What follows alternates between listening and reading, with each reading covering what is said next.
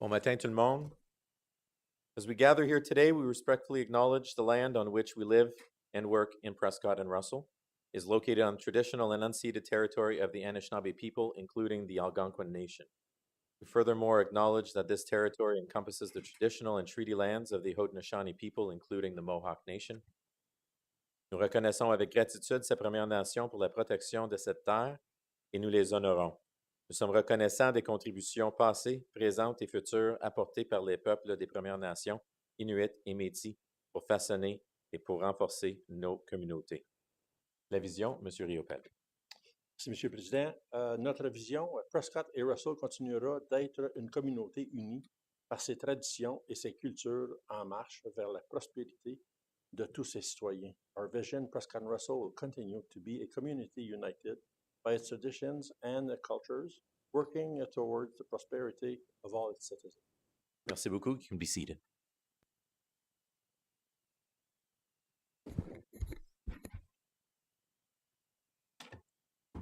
Bon matin tout le monde, cher maire, membres de l'administration, une salle remplie de DG ce matin, alors bon matin. Ouverture de la réunion à 9h01, opening of the meeting at 9:01. Adoption de l'agenda. One moment here. Be it resolved that the agenda be adopted with the following modification, that the order in which the items are addressed be changed as follows. Address item 6, namely the consent items, and item 8.4.1 before item 5, and continue as the agenda is presented, starting with 5.1. Can I get a mover and seconder? Mr. Ternowski, Monsieur Lefebvre, all those in favor, tout le monde en faveur? C'est apporté. Merci. Seeing no disclosure of pecuniary interests, moving on to item 6, consent items. Before I read the items of consent, est-ce qu'il y a des items que vous voulez retirer? Seeing none, be it resolved that the consent items be adopted as presented, qu'il soit résolu que les points de consentement soient adoptés tels que présentés. Mover and seconder, proposeur et appuyeur. Monsieur Laviolette, Monsieur Riopel, tout le monde en faveur? All those in favor? Motion carried. Merci. On va directement à 8.4, les rapports du comité. Be it resolved that Council approve option 1 as stated in report TP-004-2026. Proposeur et appuyeur. Mover and we're skipping down as 8.4, yes. Can I get a mover and seconder, Madame Lajoie, Monsieur Laviolette? Est-ce qu'il y a des questions, commentaires pour cet item? Any questions and comments? Mayor Ternowski. Merci, Monsieur le Président. Je veux juste confirmer, on regarde le rapport de Public Works 8.4.1, c'est ça? Monsieur le Président, Monsieur Ternowski, effectivement, vous regardez 8.4.1. OK. Je n'ai pas de problème à supporter la direction. Je voulais juste confirmer. My assumption is that we are meeting the standards, and I wanted to ask a question to the director. Are there any environmental or added costs or risks, given that we will still be on roads, that the sand will still be on roads in the spring? Are there any environmental impacts with that, like the mixing piece? Mr. Mayor, Mr. President, Mr. Warden, Mr. Ternowski, environmental impacts are technically less than the salt consumption that we put on the roads and within the ditch or whatever else. So definitely adding the sand is a better choice for everyone. There's obviously sediment control in terms of ditch inlets and taking this sand and potential more cleaning at some point, but the minimal amount that we're putting in this year, it's negligent at this point. So, thank you. Merci beaucoup. Autre question? Je vais aller à Monsieur Brière, ensuite Monsieur Riopel. So when we mix, is it ultimately, I know the volume of sand is cheaper, right? So would it be maybe a study that's worth doing that, why don't we use that all year long instead of just salt throughout the whole year? If we know that it's a cheaper product and it does the same job, wouldn't it be something to evaluate that here instead? Monsieur Bouchard? Mr. Warden, Mr. Brière, in principle, I think there is some study that should be made. I know there was some back in, I'm going to say mid-'80s, the beginning of '90s that OGRA did. The fact that you're putting sand with a mixture of salt doesn't necessarily mean that you're avoiding trips, because you're potentially putting more trips on the road at some point, depending of the temperature and depending of where you are in the year. So let's say the early January, it might not be the best ideal condition to put sand because there's not as much sun as we have today in February and in February. But yes, there is definitely something that we should look at in terms of the corporation at the counties. Is this a new application that we should be doing in some of the garages or some of the yards that we, except for 17 potentially? But yeah, we'll definitely look into that and try to do some or analyze which road would be more potential or susceptible to receive this type of product. Follow-up? Monsieur Réopel. Merci, M. le Président. M. Bouchard, ma question est sur la 17.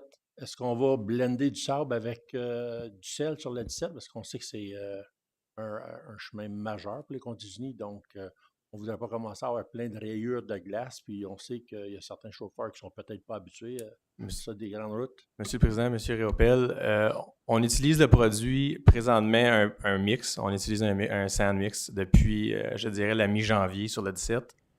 Il y a des fois qu'on utilise du straight salt, mais il y a des journées aussi qu'on utilise un mix aussi.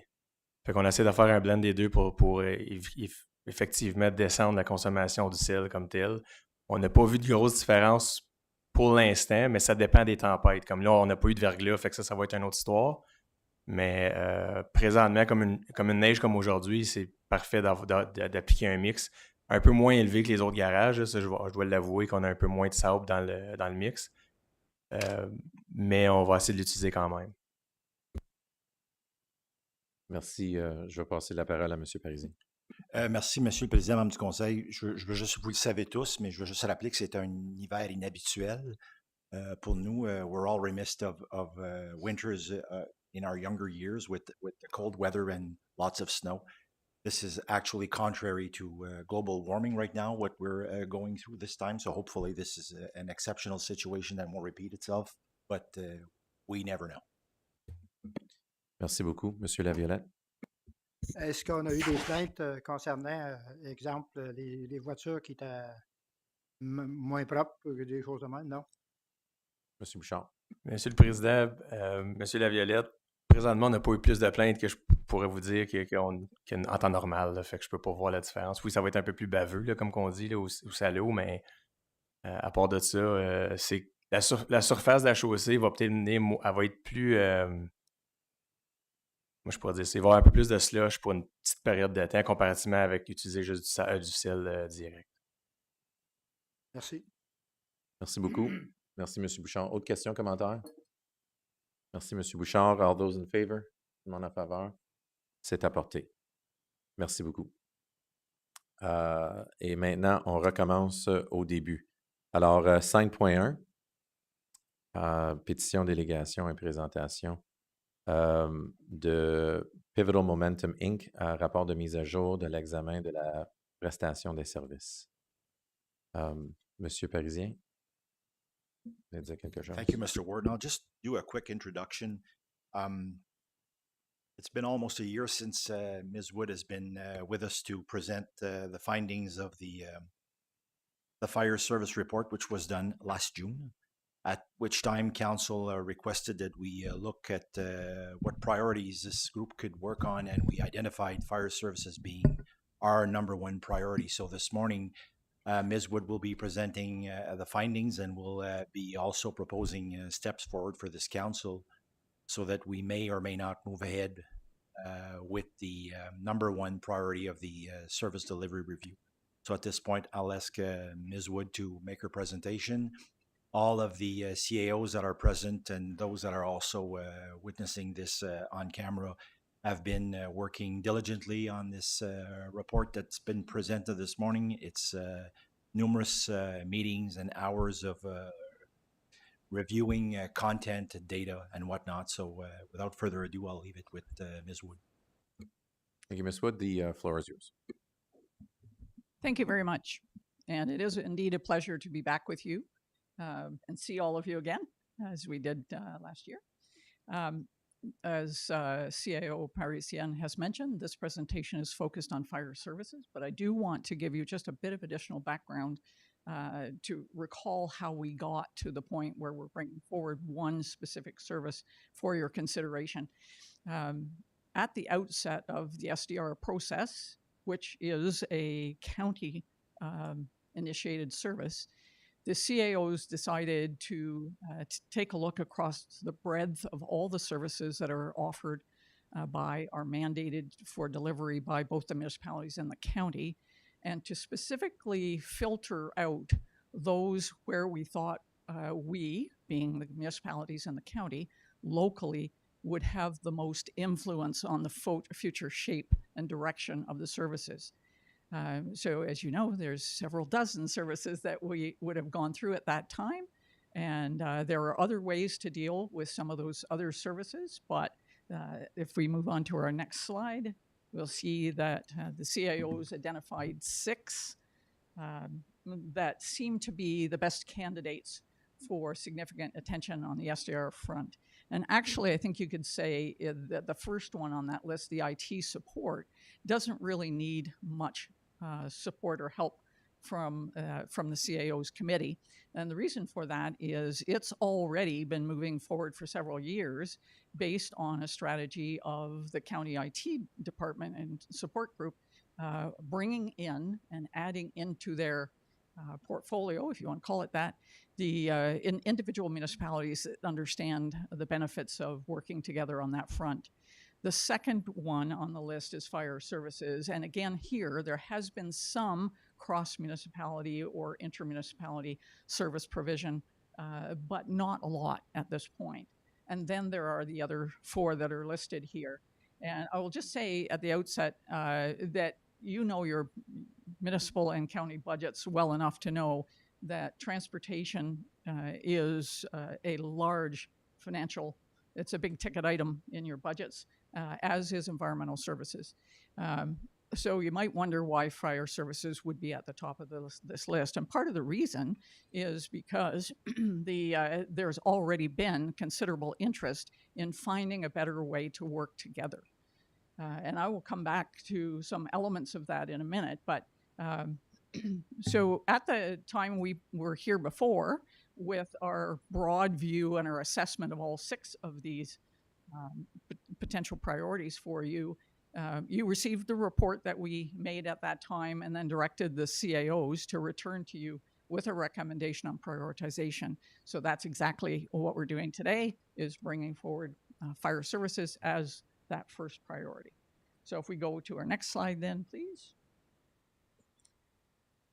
There are, for fire services, many of the same kinds of pressures that you're seeing and feeling, and municipalities are seeing and feeling across the board for other services, but there are a couple of extra considerations here. One is that in fire services, there are significant operating issues and implications, as well as capital.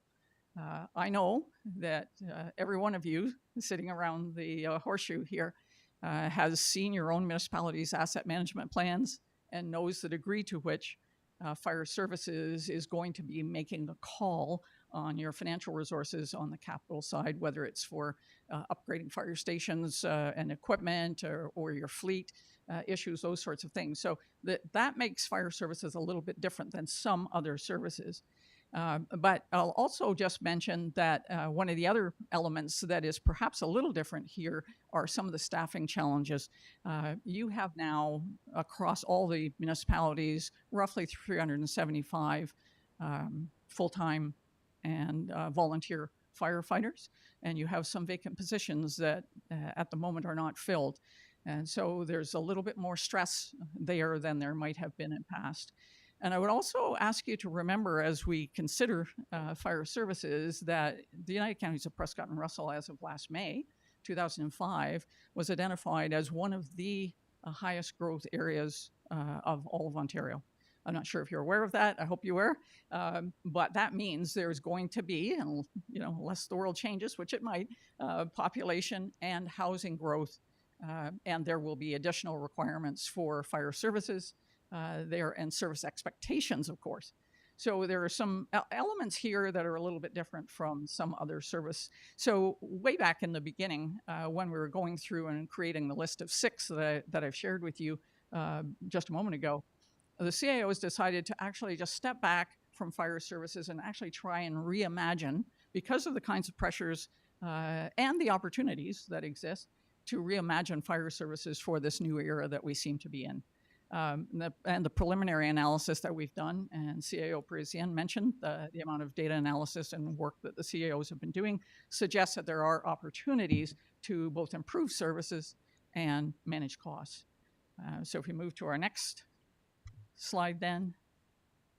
So we decided that if we're reimagining the fire services, what would be the objectives of that process? And so I've shared with you here the ones that we decided to focus on. And I want to take just a moment to speak in a little bit more detail to the 4th one, the shift to greater emphasis on fire prevention and public education. One of the things, the pieces of work that I did in concert with the CAOs, was to take a look at how other counties particularly are dealing with fire services.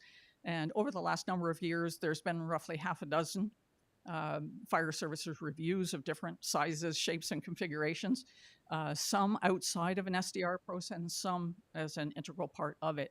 And there were a couple of themes that emerged from that I wanted to share with you as you deliberate on the recommendations today. One is that data seems to always emerge, or lack of data or lack of standardized data seems to always emerge as a consistent issue when we're reviewing fire services. I'm not necessarily talking about the United Counties of Prescott-Russell and your municipalities, but when others do these pieces of work, this is one of the things they find. And the second one is, and this is again specific to or more accentuated in rural areas, is that response times are extremely important. Your fire stations are extremely important. But what the research has been showing, and it's reflected in these other studies that I mentioned, is that ROI, if you're interested in ROI, where you can have the greatest impact on public safety related to fire services, is when you take add extra emphasis on fire prevention and public education around that. So if you tie that back to what I was telling you a moment ago about population growth, not to mention the households and the population you already have here, that's something to keep in mind as we go forward. We need to make sure that that's part of the discussion, part of the equation, because it is a core part, if not the core part, of a fire services mandate across your municipalities. And then I'll also just highlight, because it doesn't always come up, but integrating fire services master plans. Now you're doing like 8 of them, right?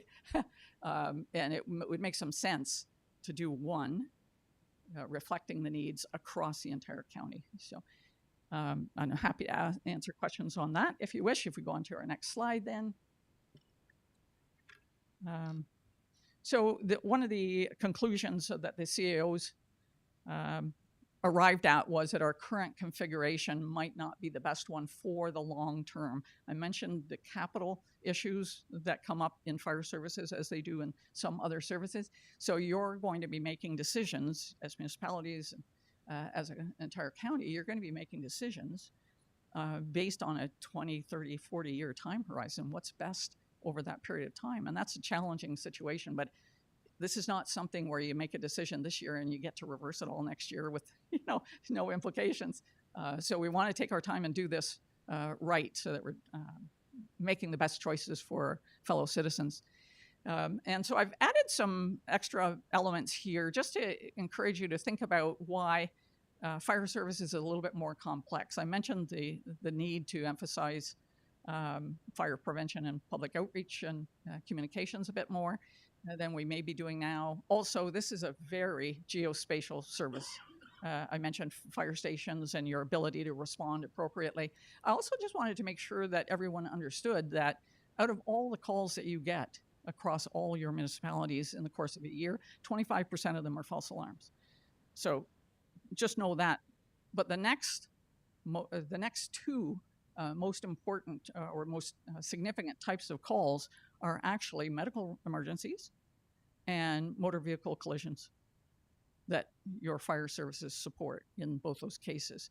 Actual fires are after that. There's a smaller number. Doesn't mean they're not important, but we would want to make sure that as we're thinking about how we might reimagine fire services for the next few years, that we don't miss the fact that some of those services that you provide through your fire services don't necessarily show up every day. I mean, if you happen to be driving past where a motor vehicle accident has taken place, you might see that. But, so I ask you to keep that in mind, that we need to broaden our scope, make sure that we take that into account.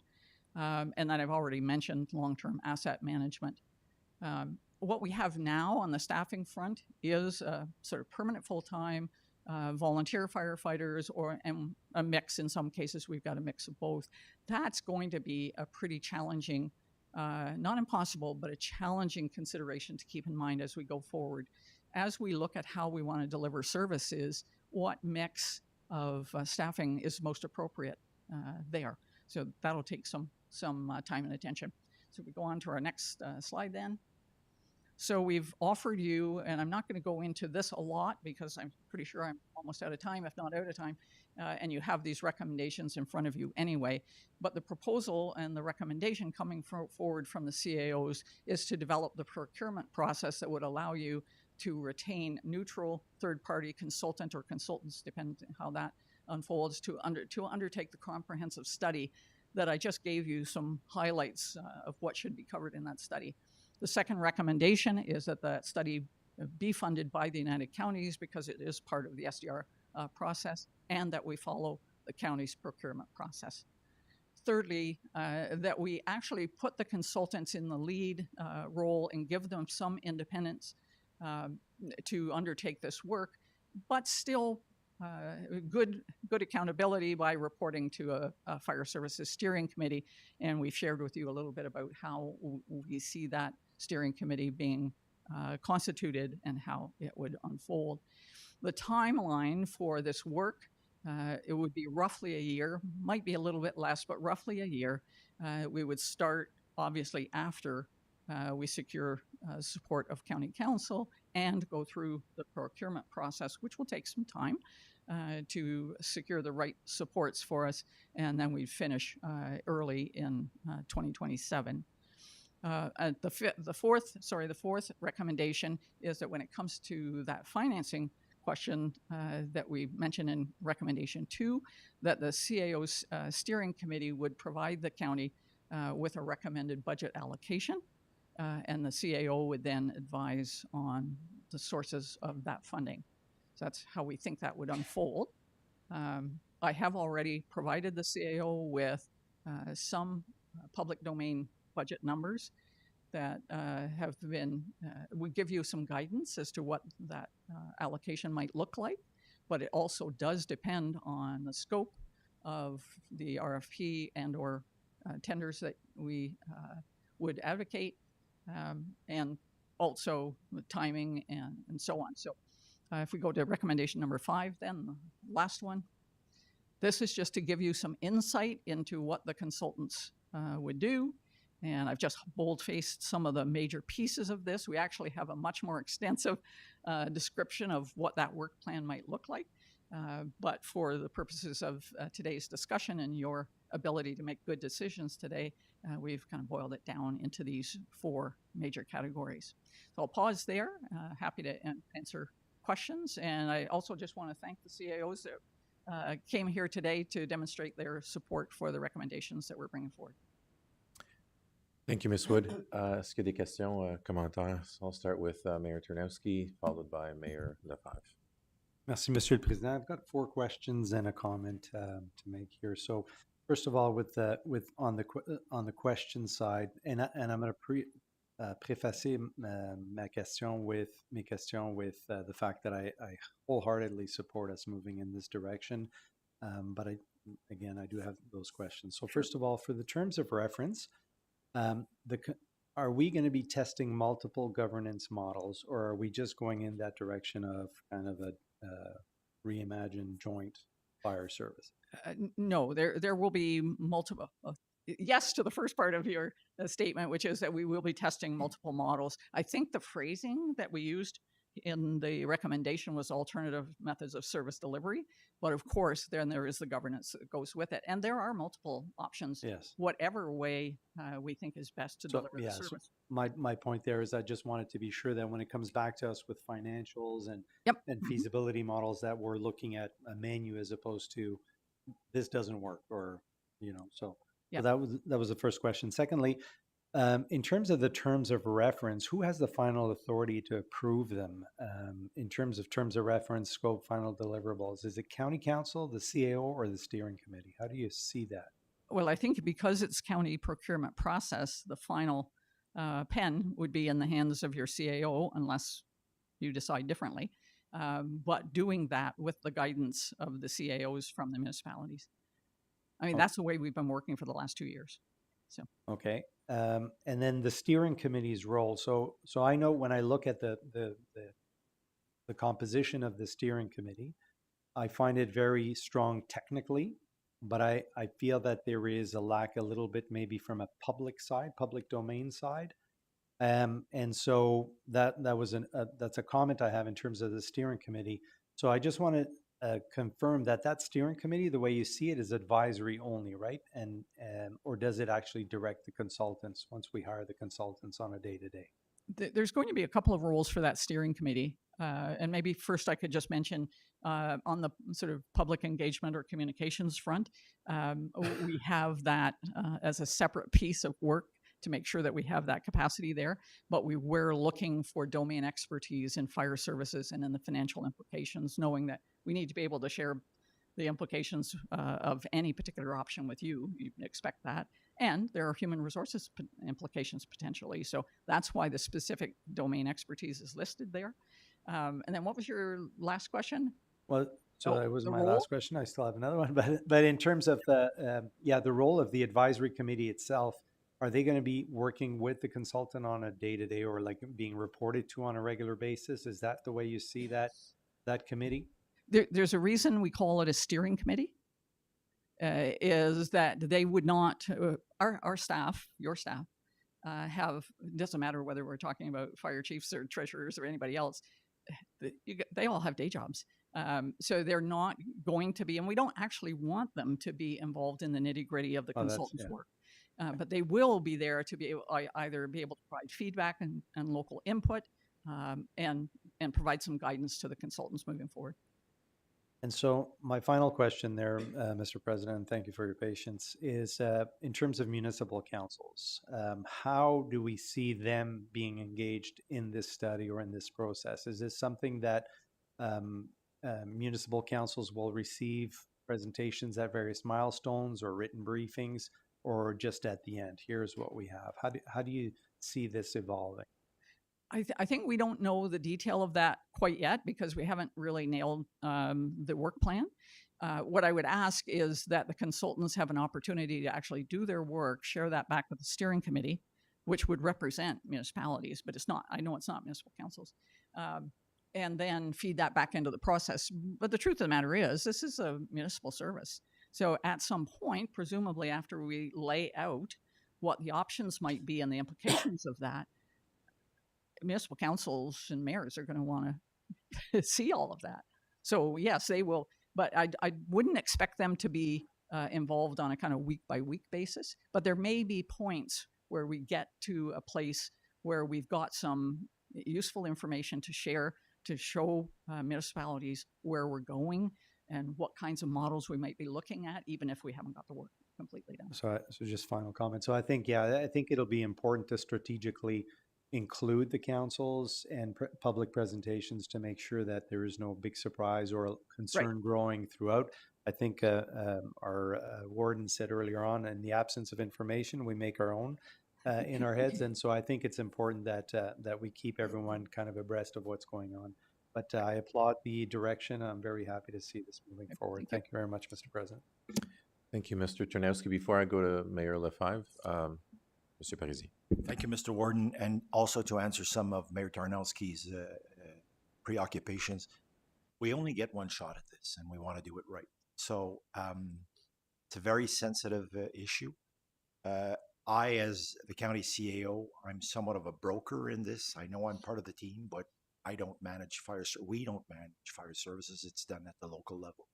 So I'm more like the messenger type of guy sort of thing. So if it's time for council to chime in on things that you like and don't like on this, if you'd rather wait one more month to think it over, that's fine as well.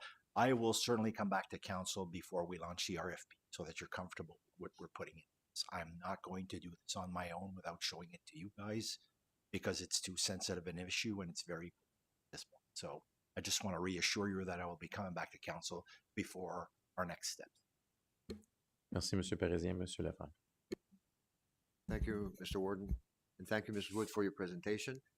Just two issues. I think some might have been answered by you concerning the questions that were asked by Mr. Tarnowski, but I just want to make one thing I think clear, because first of all, when we talk about in your report support for municipal decision, given that fire service is a municipal rather than a county service, so the whole aspect is to provide data and information for local municipalities if they can make separate agreements to basically enhance the service or to reduce costs, be either capital or operating. That's the whole point of the exercise at the end of the day, if I'm not mistaken. Is that correct?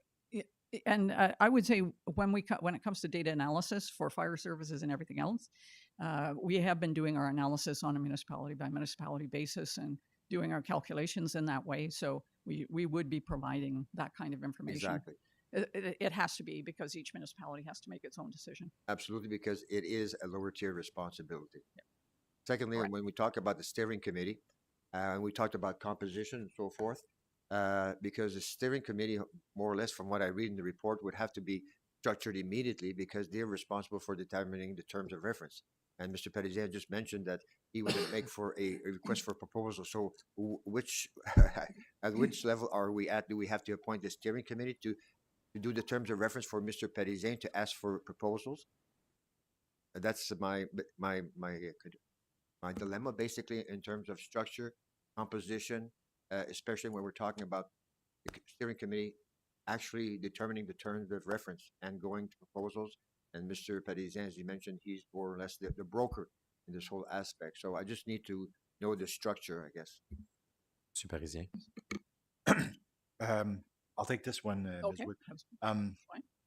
Mr. Warden, Mr. Lefebvre, that's a very good question. And going back to what I said earlier on, it's time for you to chime in on this. If there's direction you want to give us for these terms of reference, I would think you can do it now, or if you would rather wait another month, think about it.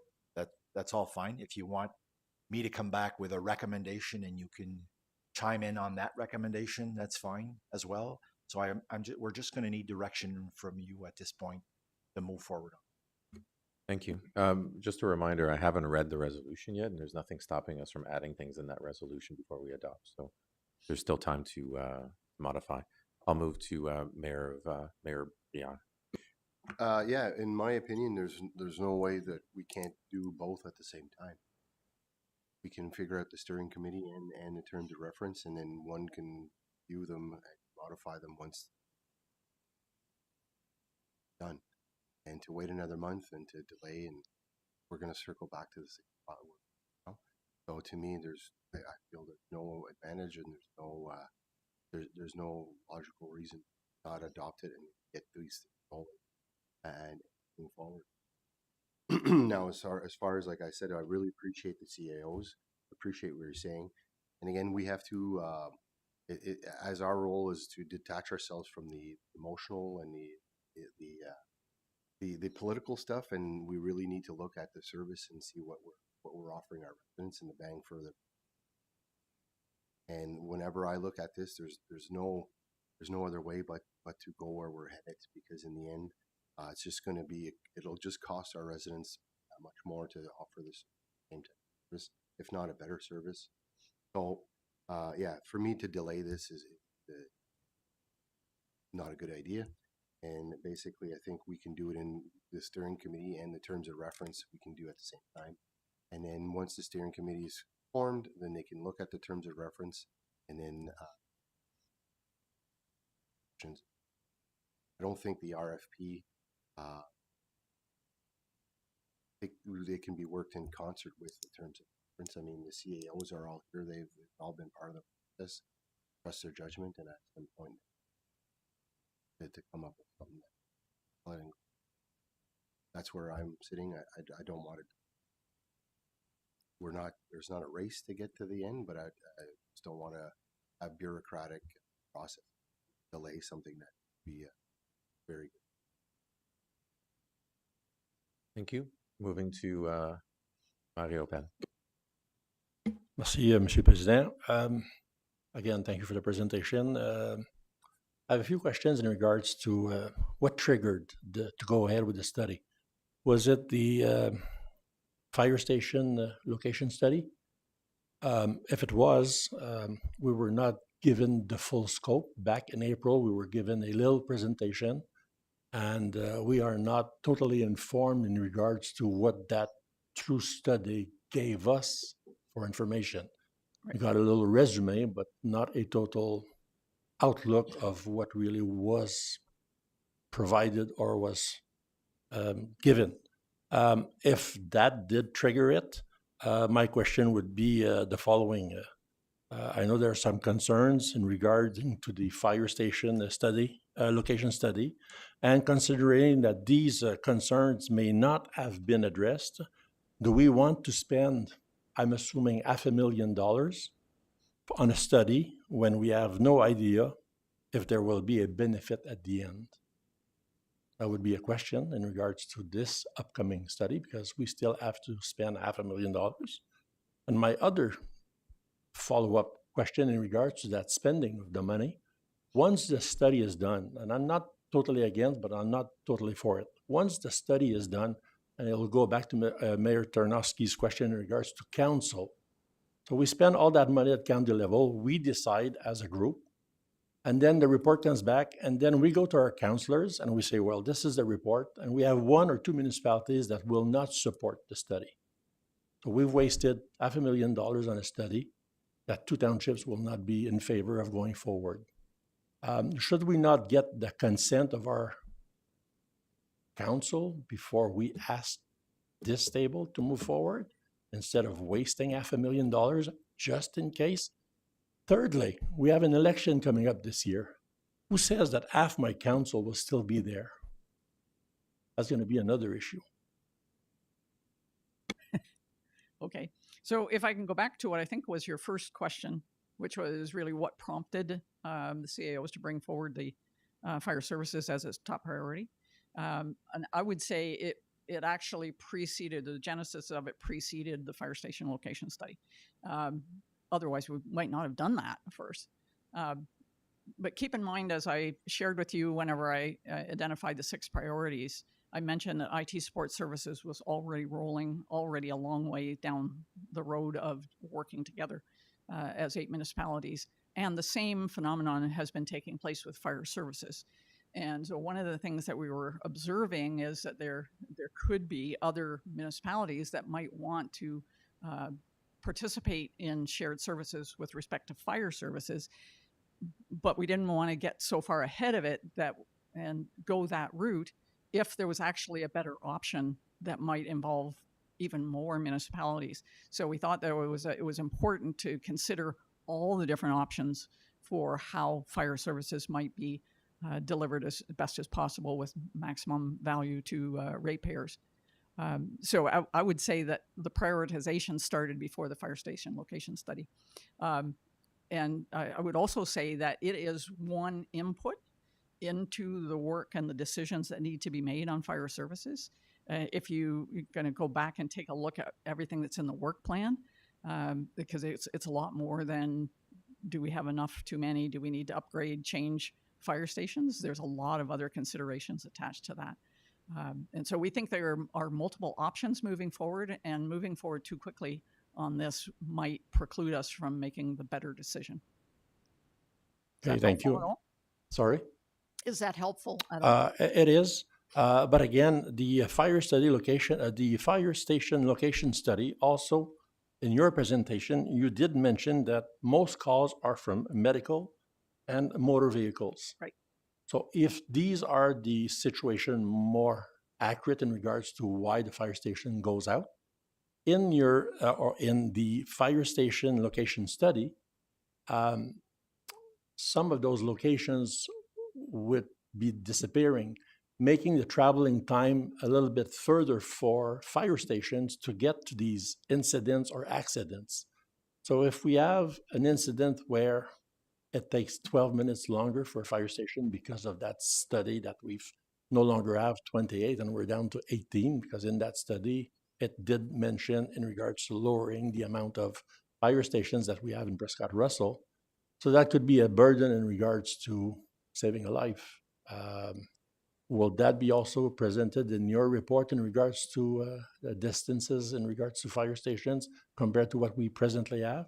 Well, I would be quite confident that if you're willing to support the consultant's study that's being recommended by the CAOs, the validation of some of the other data that we have, whether it's from the fire station location study or anywhere else, is a significant part of that work to make sure that we're actually building our options, presenting our options based on solid data. Because you're absolutely right, distance.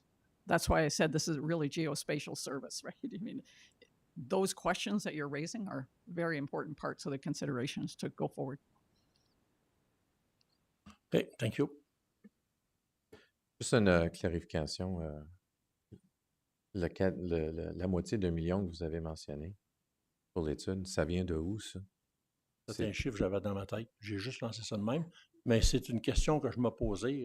S'il y avait d'autres membres du conseil qui avaient des questions, je voulais lui donner la chance. Mais si je peux avoir la chance, how much will that study cost the United Counties, just to make sure that my numbers is not too off? Mr. Ward, Monsieur le Liopel, j'ai aucune idée. On va faire l'appel d'offres. L'appel d'offres va nous donner ce résultat-là et on reviendra au conseil à ce moment. Monsieur le Président, je ne serai pas trop loin. Je ne serai pas trop loin dans mes chiffres de 500 000. Oh no? Well, luckily I'm not a betting man. Madame Lajoie, allez-y. Thank you, Mr. Warden. At the end of the day, we have to remember this isn't about emotions. It's not about the fear of losing fire stations. We can't make a decision on whether or not we could justify closing a fire station without data. So this whole decision that we're making today is just to get the data. So we can't, what's that term, kill the chicken and the egg? We need to move forward with the study, whether it costs $500,000 or $30,000. We need to find out the actual reality of our fire services for public safety, for risk management. Yes, elections are coming up, but as mayors here, we can't be making decisions for re-election. We need to make decisions for our constituents who are paying taxes. So I just want us to move on with the decision. We could keep arguing the what ifs or the what nots. The reality is we don't have any information right now to base a decision on, which is why we need to move forward with this motion right now so that we could have the information and make those decisions with actual data and not just opinions or fear that's been ruminating for the past 2 years. Other questions or comments? Monsieur Lefebvre, Monsieur Riopel. Yes, thank you, Mr. Warden. At the end of the day, we need to know the terms of reference because that will dictate exactly where or how far we're going to go with the study. So as Mr. Parisien said, until we have the terms of reference, we cannot ask for a proposal. And the bottom line is to provide additional data or information, those for municipalities or the lower tiers that want to cooperate amongst themselves or not. Am I correct, Mr. Parisien, in my assessment?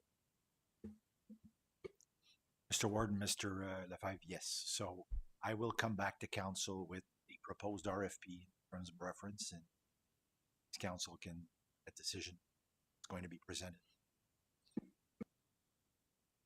Merci beaucoup, Monsieur Riopel. Merci, Monsieur le Président. I understand what Madame Lavoie is saying, but when we're going to be receiving the report, it'll be 2027. So council will have to decide, not this council, but each municipality's council will have to make a decision. Monsieur Parisien, what happens if one municipality is not in favor of the study and votes against, will this body go belly up and not move forward? Mr. Ward, Mr. Diopel, I'm the regional municipality in this case. I think that the jurisdiction at this point is with the local municipalities, and they make that decision. If 2 or 3 don't want to move forward, my sense of it, and I'm not a lawyer, is that it would not move forward. Some municipalities may wish to amalgamate for the direction of fire service. I'm going to choose my word, amalgamate, not in the sense of amalgamation of municipalities, but they may wish to get together to deliver fire service. But at no point is this an obligation for any municipality to move forward if you want to keep it. I can't go in your shop and say, give me your fire service, give me your firefighters, and I'm going to manage them from now on, or anyone else at this point, unless I'm mistaken. No, thank you. It's already happening. I know municipalities are sharing services, so no, thank you for the input. Mayor Tarnowski. Merci, and I concur with that understanding as well, as that at the end of the day, the municipality will have to make that decision. But I think that, and that's why my point earlier on is to make sure that the consultants test the different governance models and different options, so that we at this table certainly will have, but then the municipalities themselves could, and maybe a model is that 3 municipalities decide to come together, and that makes sense for those municipalities. And so I'm very comfortable in still moving in that direction. We spend, probably about 5% of our full operational budget every year on fire services. It's a considerable amount of money. And so although the study will be an expensive aspect, I think regardless, as long as we have data, we're able to make some good decisions for our residents, and be it on the quality level of safety, meeting the standards. We're not experts in that, and that I'm always challenged by that. Say we need this new truck because this is a standard, but what is the standard? I'm a resident of the community. I want a safe community, and so I'm looking forward for experts to tell me what the requirements are, what are the options, and then we can make the best possible decision for that. So, thank you.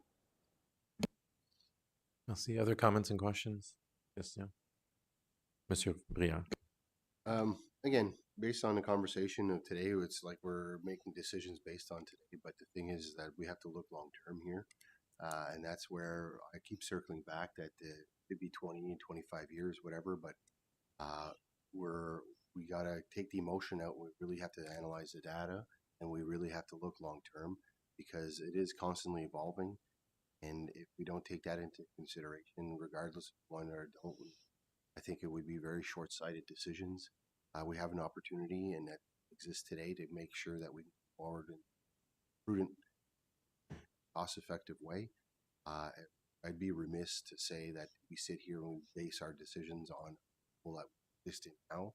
Got to look long term here.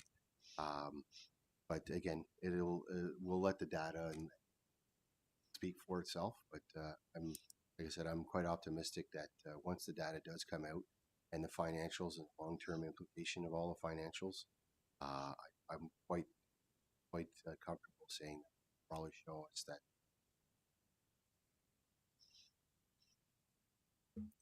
Thank you, Monsieur Briand. I'll go to Monsieur Parisien. Thank you, Mr. Warden. I just want to make this statement because I think it's important. Although one of the outcomes may be that this is going to be a countywide delivered service, that's not to say that the United Counties of Prescott and Russell, the corporation, will be managing this service. Right. As Mr. Tarnowski alluded to, we're looking at different models. So I just don't want people to say, we're uploading this to the counties and they're going to manage it. That's not at all what we're trying to accomplish here. Madame Lajoie. Thank you. Thank you, Mr. President. I'm just wondering if we should just read the resolution, and if we feel we need to make changes or adapt it or modify it, we could do that. I think there's nothing we could say here that's going to change the themes that have already arisen. The reality is whether or not councils vote in favor of this in a year or two, the reality facing us here right now is very black and white, and it's very clear that municipalities cannot be affording these services on their own as is, and that we need to look at different models. So I think we should just move forward with the vote based on the data and the logic here rather than worrying about the what ifs later. We'll deal with that when we get there. Thank you. Monsieur Riopel, vous avez Merci. un dernier commentaire. Merci, Monsieur le Président. Mon point, very good discussions. I don't disagree. But here's my concern. I wish my counselor would be involved in making this decision today. I wish they could guide me in regards to should I vote for or should I vote against. We're not giving them that option, and that's what's bothering me today. That's where I'm concerned. Can I just clarify, maybe you could, because I agree with you, these are great conversations, we need to have them. But at any time that we take decisions on this body, we don't consult our counselors first. I understand this is a much bigger thing that includes them, but all we're saying here is that let's move ahead with going through a study that the administration will bring back to us before we say yes again, or no, on the pricing and the structure of that. You have plenty of time to consult your counsel on this through any means you wish at the township. Perhaps I'm wrong, but I don't. Maybe you want to. If I can add, it's a service that we are providing right now. So you're taking away the opportunity of my council to have their input. But it's just Now, a study. C'est correct, We're but taking this, still. and then we're going to take the study back to our municipalities, Right. and then we're going to be having that discussion. It's debatable. Well, it doesn't have to be debatable, Mayor Riopel, if we put a standard in here that says, because we decide. So how do we want to do this? We have that authority to proceed exactly the way that we want to proceed while keeping our councils in collaboration. Am I wrong on that? But we do have that authority. So let's, After the study is done, you but- have that opportunity. Right now, you're not giving them that opportunity. That's my problem. go ahead. You want to add something? So Mayor given that, I think it's important that here at the table, we're all comfortable moving forward. And if Mayor Riopel is concerned about that, I think it's important that we take that into consideration. And perhaps we could just add to the motion here that our councils be consulted and have their opinions heard throughout the process as well. I mean, it's not going to harm anything. At least their voices are being heard, their concerns, their suggestions are being documented. It's a simple 'Cause fix. We're going to have plenty of time to go through this process and consult with our municipalities at the same time this is. We will, but I'm happening, just so- trying to support Mr. Riopel because if no, we're not 100%. supporting our concerns once here, it's going to be even more fractured moving forward. I think it's important if one mayor feels really strongly about something, it be supported as a team and reflected in motion. I think we're about to trademark the word fracture, if I'm being really honest with you. I think I'll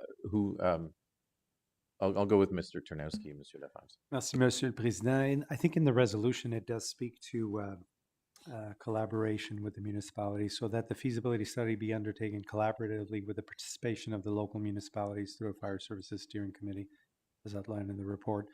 And so I think the municipalities will be involved through the process. The decision of whether to go with the study or not at this stage, I'm comfortable making that decision here today. I will reiterate my point of the steering committee piece where I believe it's a very strong technical steering committee that we have outlined, but I would like to see more of an addition of a public facing figure. And I don't know how to do that. But maybe we can quickly chat about that. What does that mean? Like someone that represents more the public piece of it, just to make sure that we have that piece as well on that steering committee. Because the technical aspects of it, HR, finance, our no DG, I think represent very strongly all the technical aspect. But I think the public should maybe be on there somehow, and I'm not sure how that would work, but maybe it's you, Mr. President, Mr. Warden, that you would be on that steering committee as well, or something like that. Thank you, Mayor Ternowski. Mayor Lafave. Thank you, Mr. Warden. Basically, we don't have a steering committee, but we all recognize basically the CEO of the counties as well as the CEOs of all municipalities are going to be part of the whole process in terms of determining the terms of reference. So we're at, I think, that stage right now, basically to find out what would be the terms of reference. It's a data collecting process as well as various models. And as Mr. Perisier alluded to, and I mentioned at the very beginning, it's not uploading the service at the counties. It's basically finding a solution that will help municipalities because I believe, and correct me if I'm wrong, under the Fire Protection and Promotion Act, it is a lower tier responsibility. It is an exercise here that we're trying to coordinate at the county level and to provide this information for all, I guess, services of local municipalities. So I think in that respect, we do have a steering committee unofficially, even though the composition is not determined. We've been working on it. I think the CAOs for the past year. I understand the comments basically in terms of the initial report that we received in terms of locations, and that's going to be part of the process, I guess, to assist municipalities that can cooperate or not, but it's still a possibility under the Fire Prevention Promotion Act that local municipalities can have agreements amongst themselves in terms of sharing either capital costs or promotion or training and so forth. So I think we're at that level in terms of finding out more information. Thank you, Mr. Ward. Thank you, Monsieur Parisier. Mr. Warden, I guess for the sake of moving this forward and to reassure everyone else, the only direction that you're giving us today is to prepare. I'll reiterate what I think the steps are, and Kathy or anyone else can tell me if I'm wrong. First and foremost, we have a couple of press releases that are prepared. We have a briefing note. We have a Q&A that's prepared to be going out to CAOs and to everyone to reassure them. And we may have to tweak this as a result of today's meeting, and we will. But the steps right now is to pretty much give our administration the mandate to prepare a terms of reference and an RFP that will come back again before. Essentially, in a nutshell, this is what this point. So I'm not with the price of the study coming up after that. No, but we're going to go. At which point do we go and get the price of what the study is going to cost? Well, once you launch the RFP, but I'm not going to do that until you approve. I understand. It, okay. Did you want to add some? Oh, sorry. Is that it? Yeah, we're good. Mon éclair. Now I'm going to throw a wrench because Kathy, first off, does anybody have any more questions for Ms. Wood? Because if not, I know you've been standing for a long time. So if you're done, you can have a seat. Thank you so much for that. Okay, thank you. And so here's the wrench. It's not a big one. When we're going to go through with the study for this, it's a study that talks about, obviously the amalgamation of the service, but whether it should be a regional service or not. Further down, we're discussing OPP. So in the same study, why don't we throw that in? It's the same like if we're going to do the cost, let's just have the OPP be analyzed just as a regional service. And all they're going to do is come back to us with options. We don't have to accept them, but it's a regional service nonetheless. Any appetite for that or no? Monsieur Brière, and then Madame. By the way, I don't need all of you to say no at the same time. If one says no, I think I got the picture, but clearly if all hands are up, I'm pretty sure I know where this is going. So anyways, Monsieur Brière. I think that's muddying up the waters. I think let's keep the process clean and straightforward, and that's kind of my opinion, because again, even though they're both in the breadth of public safety, I think both services are not quite the same in the way they're not quite the same. So I would be against kind of putting both together. Me, it's not muddy water. We'll let them figure out if it's muddy or not. But a study's a study. That's the whole point of it. Monsieur Lefebvre. Thank you, Mr. Warden. And I don't necessarily share your comments basically in putting both studies together, because one has to do with a service, fire services, which is strictly a very lower tier municipality's responsibility. When it comes to uploading, based on the resolution of Clarence Rockland, uploading a service similar to other county-wide policing services. I think there's an issue that needs to be discussed in terms of legality, in terms of uploading to an upper tier responsibility based on the community, based on the municipal act as well as the community's policing and community communities safety and policing act. I've had a few discussions with Madame Melissa Kedger on this issue. I think we need to keep both things separately because I do have comments on the latter. Monsieur Czerniawski. I think we have direction on that proposition, but again, the OPP I think is very different as well. It's a service that we purchase from a third party that we have zero control over, whereas the fire services are directly serviced through the municipality. They're employees of the municipality, so I would like to keep that separate as well. Anybody else want to voice their no?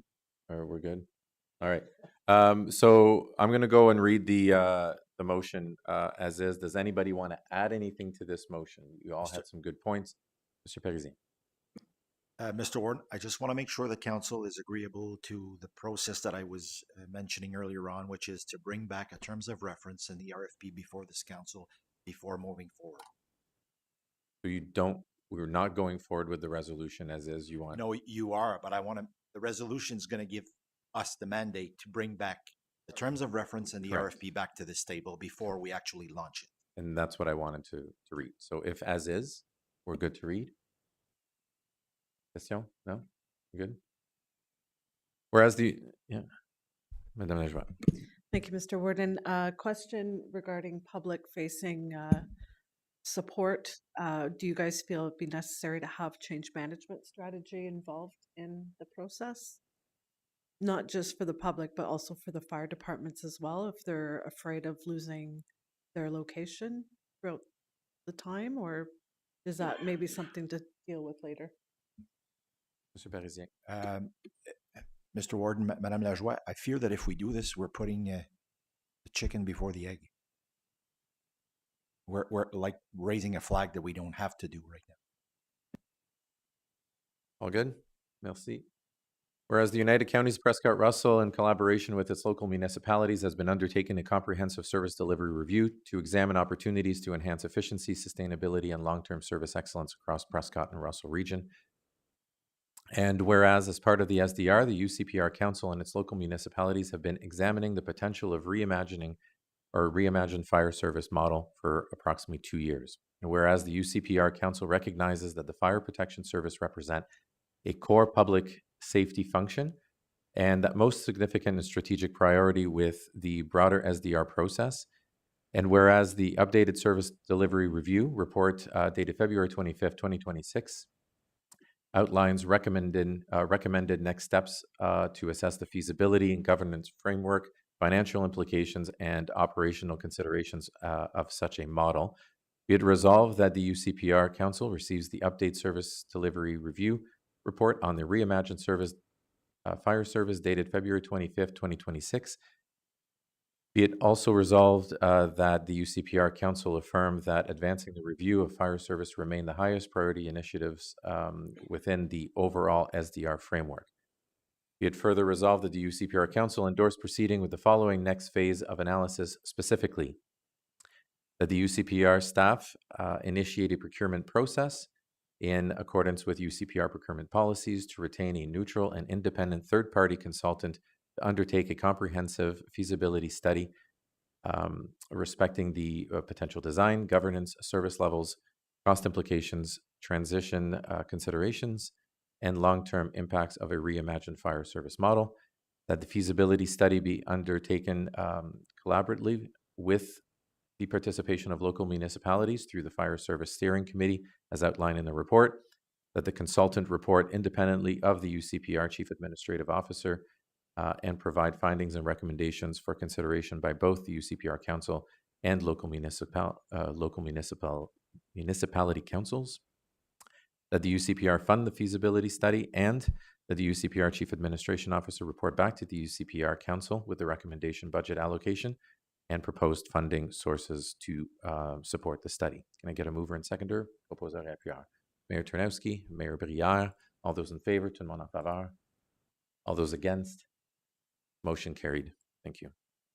On va prendre une petite pause. On va revenir sous peu. We'll just take a short break. We'll be back shortly.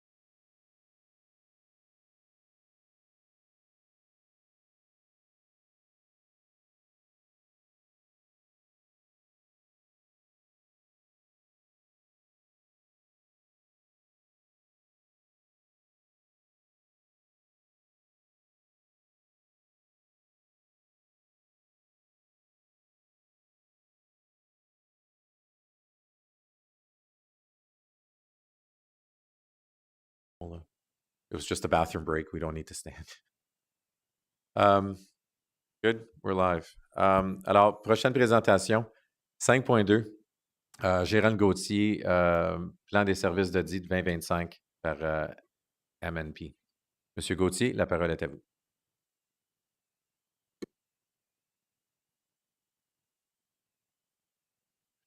Okay. Merci, Monsieur le Président.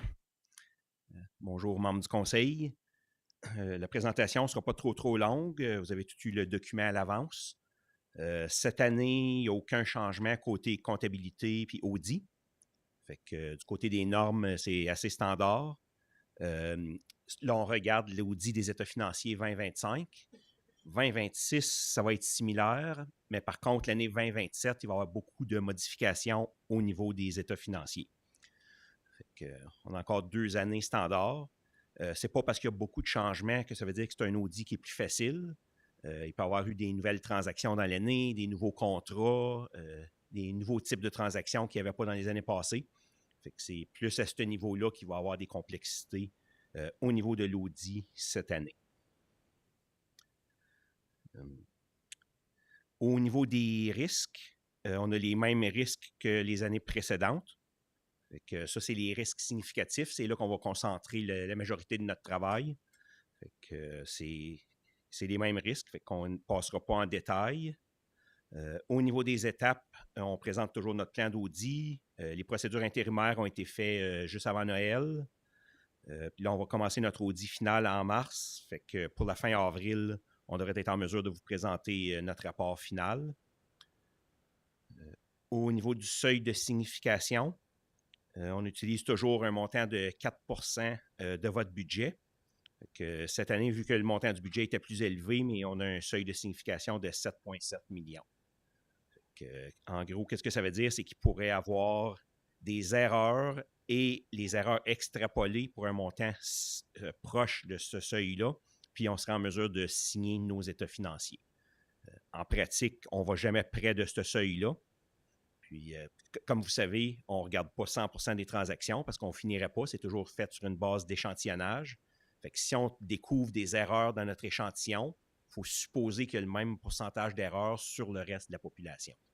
Fait que c'est pour ça que ça semble un gros chiffre, mais en réalité, les erreurs réelles vont être beaucoup inférieures à ce montant-là. Puis tout ce qui est en haut de 5% du 7 millions, qui ne serait pas corrigé en fin d'année, on a l'obligation de vous le présenter dans notre rapport. C'est sûr, si on a une erreur de 1 000 $, on ne vous le mentionnera pas, c'est des petits détails, mais tout ce qui est en haut de 5%, on a l'obligation de le présenter. Au niveau de l'équipe, la majorité, c'est la même équipe. Il y a Patricia qui embarque cette année comme directrice. L'année passée, je crois qu'on n'avait pas de directrice. Stéphanie était là dans l'équipe. Puis l'adjointe, c'est une nouvelle. Elle a commencé l'an passé, c'est sa 2e saison dans les municipalités. Elle a beaucoup d'expérience. Elle a de l'expérience quand même. Le reste de l'équipe, c'est les mêmes que l'an passé. Au niveau des honoraires, c'est ce qui avait été soumis dans l'appel d'offres. Je crois que c'est l'an passé. Fait qu'il n'y a aucune modification à ce niveau-là. L'annexe A, c'est une liste de 25 items qu'on a l'obligation de vous présenter. Fait que si on découvre certaines de ces situations-là, ça va faire partie de notre rapport final qu'on va vous présenter en avril. La liste est similaire à l'an passé. À l'annexe B, c'est là les changements que je disais qui vont s'appliquer à votre état financier 2027. Il y a plusieurs pages, puis vous voyez, il y a plusieurs chapitres qui sont impactés par ces modifications-là. Plus qu'on va approcher, plus qu'on va avoir une idée de l'impact, mais on a déjà un certain format de présentation là, qui est préliminaire. Là. Fait qu'on voit que chacun des États va être affecté par ces modifications-là. Et finalement, l'annexe C, c'est les procédures d'audit qu'on voit en détail, mais comme il n'y a pas de changement, c'est très similaire à l'an passé. Puis l'annexe D, on confirme notre indépendance. Fait qu'on est indépendance par rapport à la direction et par rapport aux membres du Conseil. Ça, on le présente. Puis à la fin, on va vous le présenter également dans une lettre pour le reconfirmer. Fait qu'on fait toujours cette confirmation-là 2 fois par année.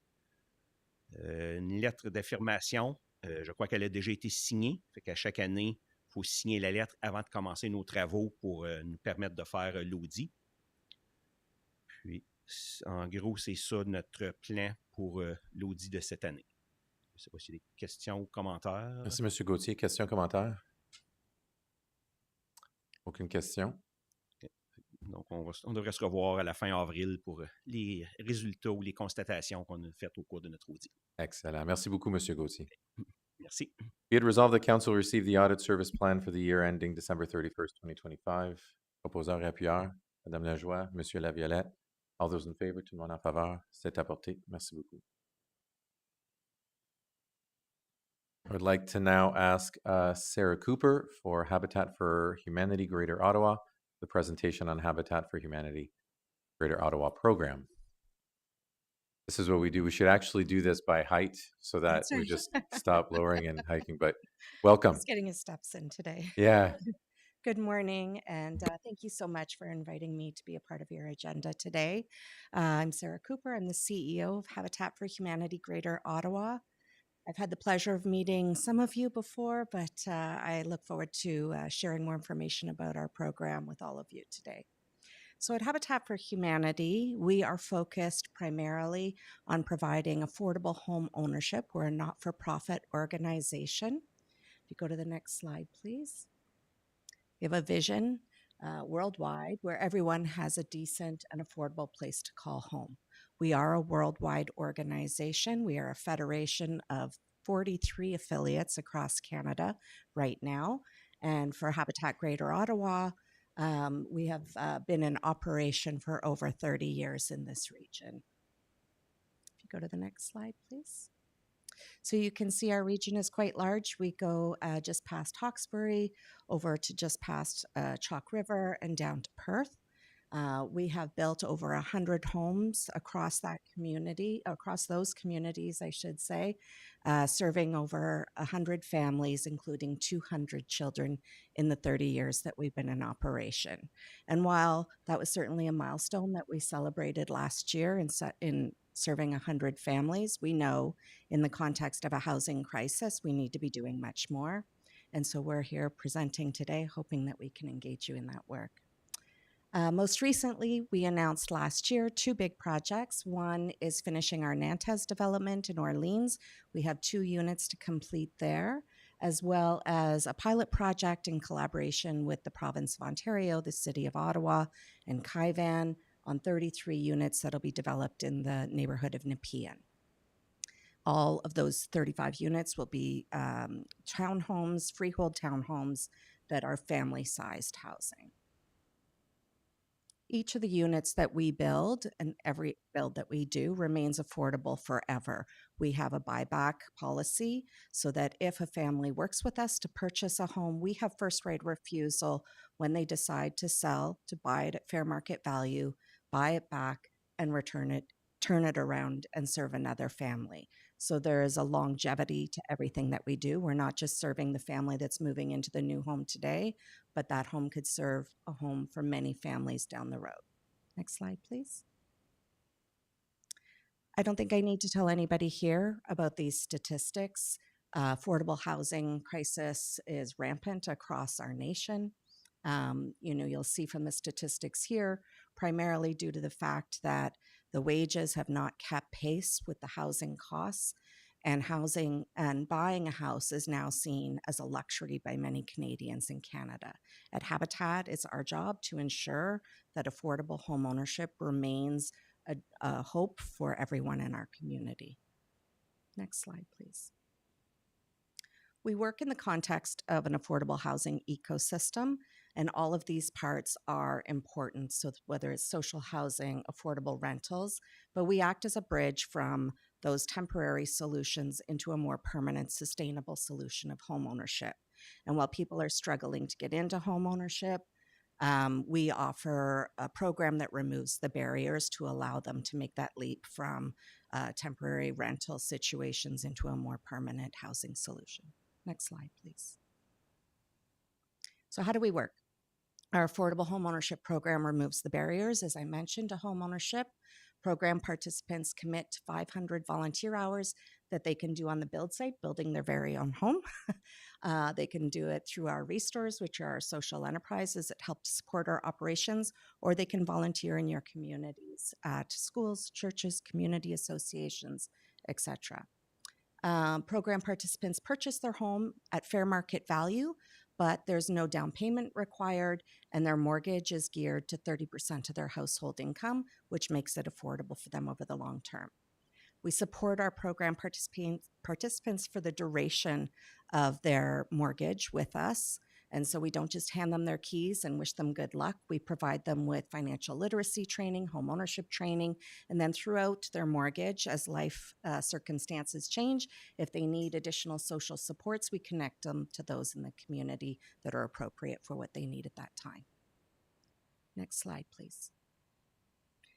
So I'm not going to go through all of the eligibility criteria, but a lot of it is very much like you would see if you were applying for a mortgage at a bank.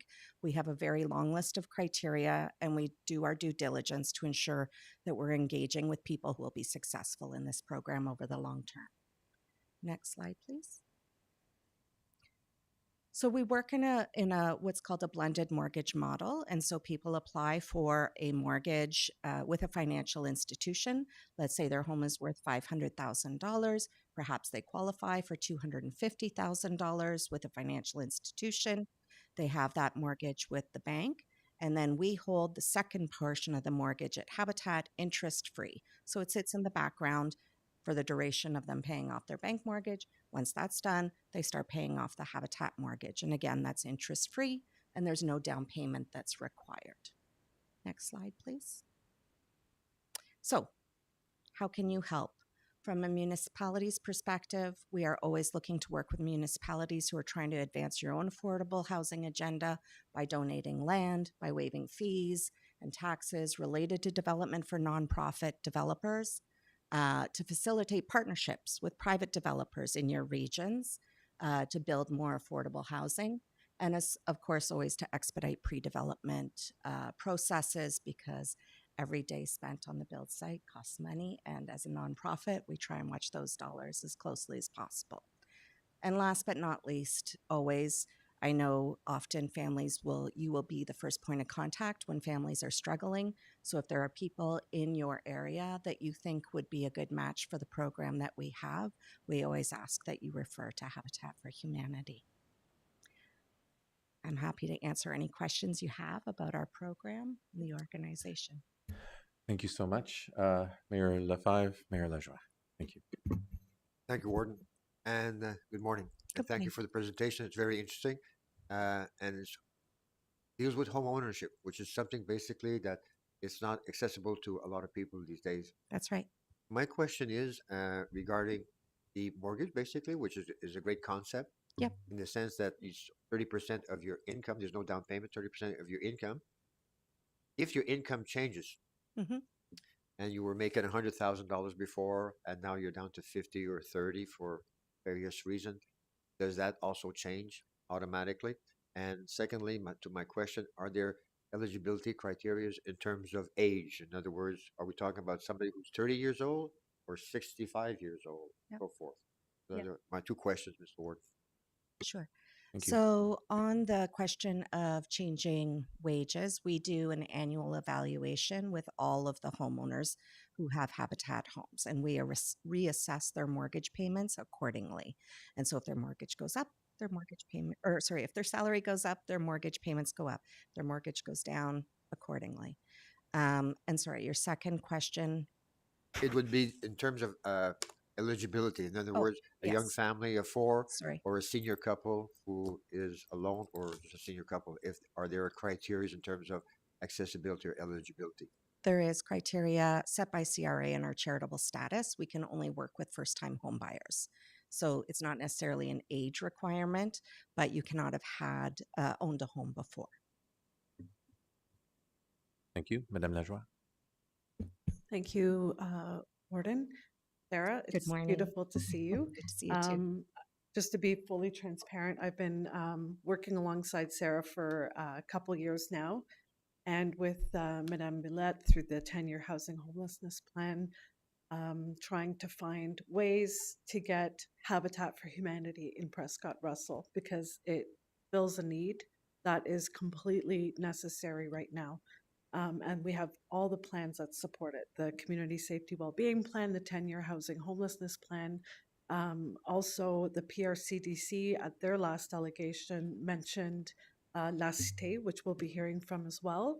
We're building bungalows that will be able to help support Habitat for Humanity builds, enhance our workforce, enhance our economy. So it's just plus, plus, plus, plus, plus. What I would like to ask of this council is that we find a strategy on how we could build this together. I did try to have Sarah come to a delegation to the municipality of Castleman, but I find that when they do the delegations in silos, it's more difficult because this is a broader framework we need to be looking at that is incorporated within our plan here.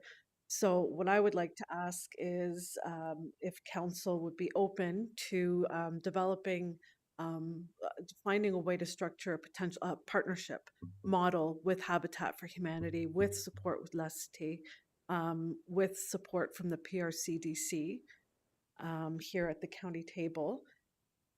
The way that I see the application at the county level is many years ago when we first started our mandate together, the Wardens Caucus had the 7 and 7 housing plan strategy in which they undertook a study to find out all the surplus land that municipalities have that could be developed on. And I feel that that plan could be very useful here in looking at available areas within our municipalities on a broader regional scale, and then finding municipalities interested in participating in this program and hopefully have the first Habitat for Humanity build within our mandate. And that would be excellent because we're showing support for the housing plan, we're showing support for community safety well-being plan, affordable housing. We're hitting all the nails on the head. So I would like to hear feedback from council. Thank you, Mayor Lajoie. I will, all these kind of fall under social services. Well, most of them anyways. Am I wrong? No? There's affordable housing falls into this kind of thing.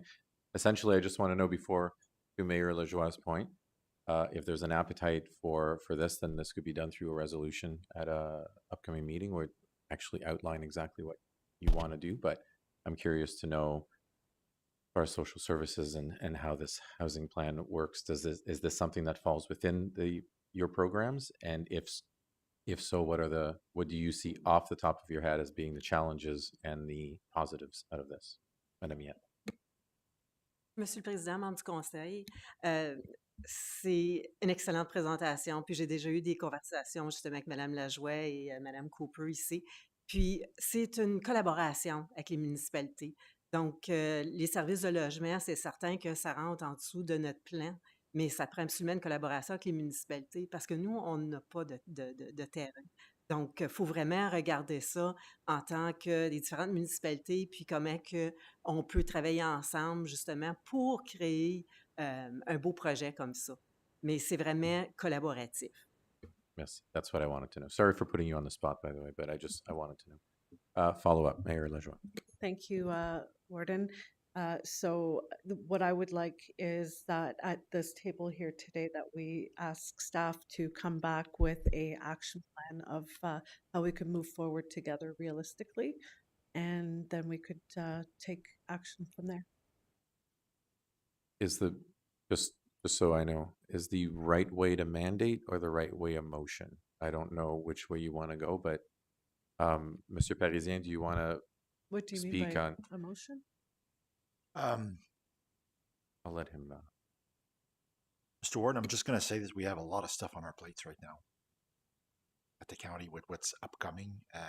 If someone wants to lead this with the delegation, that's fine. We're willing to assist. I don't know what this council wants to do with this. I thought this was for information purposes only today. I didn't think there was requesting for us to move forward, so I'm a bit caught by surprise. So at the very least, at least give us a month to look at this and think about it. That's what I would be requesting. Okay, thank you. follow up, Madame Lajoie, on this? Yes, sorry, I just assumed that you guys discussed it because when we did meet with Ms. Cooper, Jennifer, the person on this the plan was in the meeting with us. So it's just miscommunication. We just have to connect the dots. I think I know there's a lot on people's plates. However, this is an initiative that we paid a lot of money for this housing plan. So we actually need to move forward and use it. So yes, I would like to have a partnership potential action plan brought back to us. Okay, thank you. Monsieur Czernowski.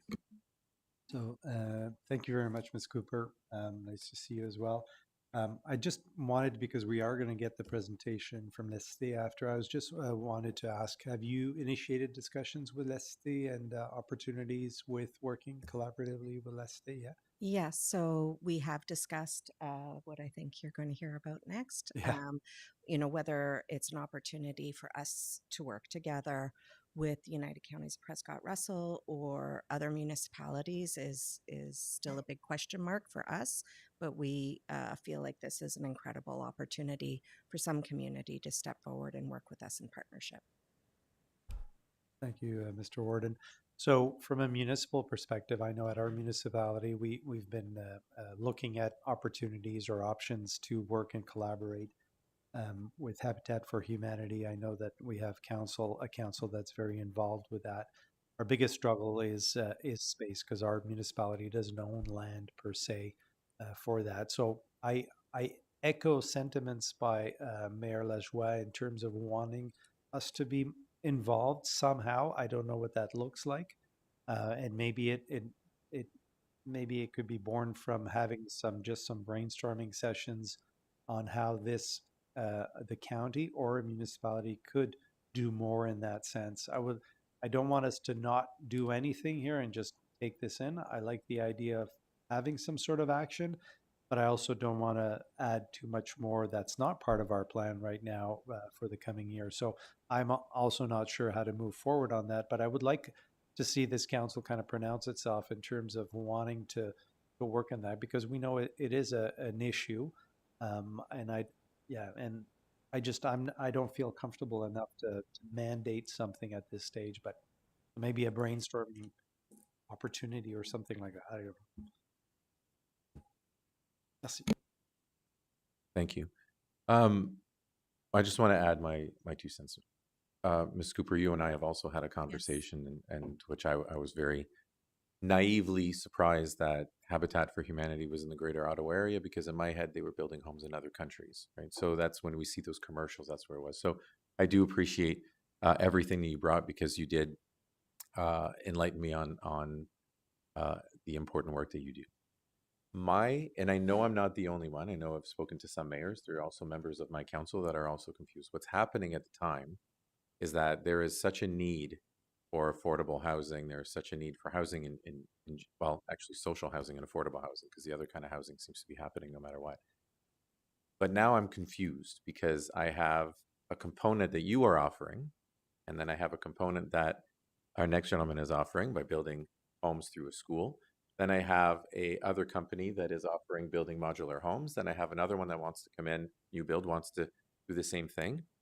And I find that our municipalities, and especially the leadership around those tables, gets confused with how do we move forward with all of these different tools. And I don't know if and again, we're brainstorming. I don't know if the right move is to have all of you coordinate something that you can present to us as a final package that could work, and what kind of land you would need and servicing and all of those things, because I personally find it impossible task to try to go to each and every one of you and try to piece this together to form something that works for individual municipalities. And I don't know if anybody else, feels like that, but guarantees is that we need it. Mm-hmm. And at some point, I guess in certain things, you were here earlier when we were talking about studies, at some point, I think the study becomes you and yourself and other members of the community partnering together and providing us that expertise, because only you know that expertise. Mm-hmm. We certainly don't know we're kind of jack of all trades at this table because we have to deal with all different departments. So I applaud it. I look forward to it. I want to collaborate. I want to build these things because we here, even at the counties, have a list of, I think, 1,500, if not more, of people and families that are looking for affordable housing. So we all are all on board knowing that it is a necessity. But that next step, I find we're really going to need some leadership on all of your ends to be able to piece this together for us to digest it, if that makes any sense. Sorry, Mayor Lajoie. So in terms of next steps, to me, it's clear. We need to find land in municipalities, and the counties could help support that through the homelessness and housing plan and the 7 and 7 housing plan strategy we've already started. So I would like to propose that we reopen that study, look at the land, have social services or somebody facilitate communication around this. All the information's there. I know New Build has this, and different people have different objectives, but if you look at the housing continuum, they each meet a specific goal, and it's clear. Habitat for Humanity helps home ownership for new home buyers. That's their specific role. Lacité helps provide the houses and the material. I think it's very simple. The path forward is just we need to decide to ask staff to provide a communication strategy to help us work here collaboratively to find land. We know what they need. They need land that's serviced, that's within a walkable distance of services for families who don't own cars. So I don't know, the path for me is clear. We just need to find land, and I would like to ask staff to help us facilitate communication with all municipalities to see which ones are available and willing to provide land for them. And then they could work out how they're going to work together on their end, because that's not really part of our mandate. So thank you, Mayor Lajoie. And to your point, I think the more that you were talking about this, the more this sounds like it's at the city level and not at the county level. That's the way that I see it. But Madame Miette just had her hand up, so if you want to speak on that behalf. Monsieur le Président, membre du Conseil, exactement. The plan is a great plan, but we need to collaborate together, and we don't have access to every municipality's available lots. So there is a collaboration that we need. We can help support, but we can only help support. We don't have that information to be able to go into your different municipalities. So it's that's the reason that Jennifer, which is our housing plan coordinator, completes presentations at your municipal council to be able to start that collaboration with your staff, because we cannot take all that responsibility on our shoulders. So it has to be collaborative. So first steps, I think, would be a great idea to start with an inventory and moving on, continuing the great conversations with your council and your staff. Okay, perfect. Merci, Madame Miette. Thank you so much. Actually, wait, Monsieur Riopel, I think, had a question. Merci, Monsieur le Président. Madame Cooper, here's on your presentation, you're saying what can we help with? Mm-hmm. It says municipalities donate land. I thought there was a rule in Canada, in Ontario, that municipalities and I believe counties are not allowed to give out land. This is called bonusing. So if I have to bonus you with free land, I'll have 10 contractors here asking for free land also. And how am I going to debate the fact just because you're a nonprofit, but I'm sure you give yourself a salary, or some nonprofit organization gives themselves a nice salary. So that's bonusing. Taxes, same way. How can we remove taxes, which is illegal in Ontario? So we cannot remove. In Quebec, I know they do that. They give a break of 5 years, but in Ontario, it's illegal. Unless I'm wrong, I would like somebody to educate me in regards to if I am wrong, because I know for a fact that we are not allowed to bonus anybody. So it's difficult for your municipality's request. There are some in there that waiving fees, that would be at the municipal level. Not sure about the county levels. For donations, fine. But then again, it's a form of bonusing. So I'm a bit confused in your ask in regards to what council and county can do, unless Madame Miette has something totally different. Merci, Monsieur Riopel. Before you go on, Mrs. Cooper, you've done this in other municipalities So we before? receive donated land all the time, and it's not illegal to my knowledge, especially when it comes to building affordable housing and working with the not-for-profit sector. So there's different rules.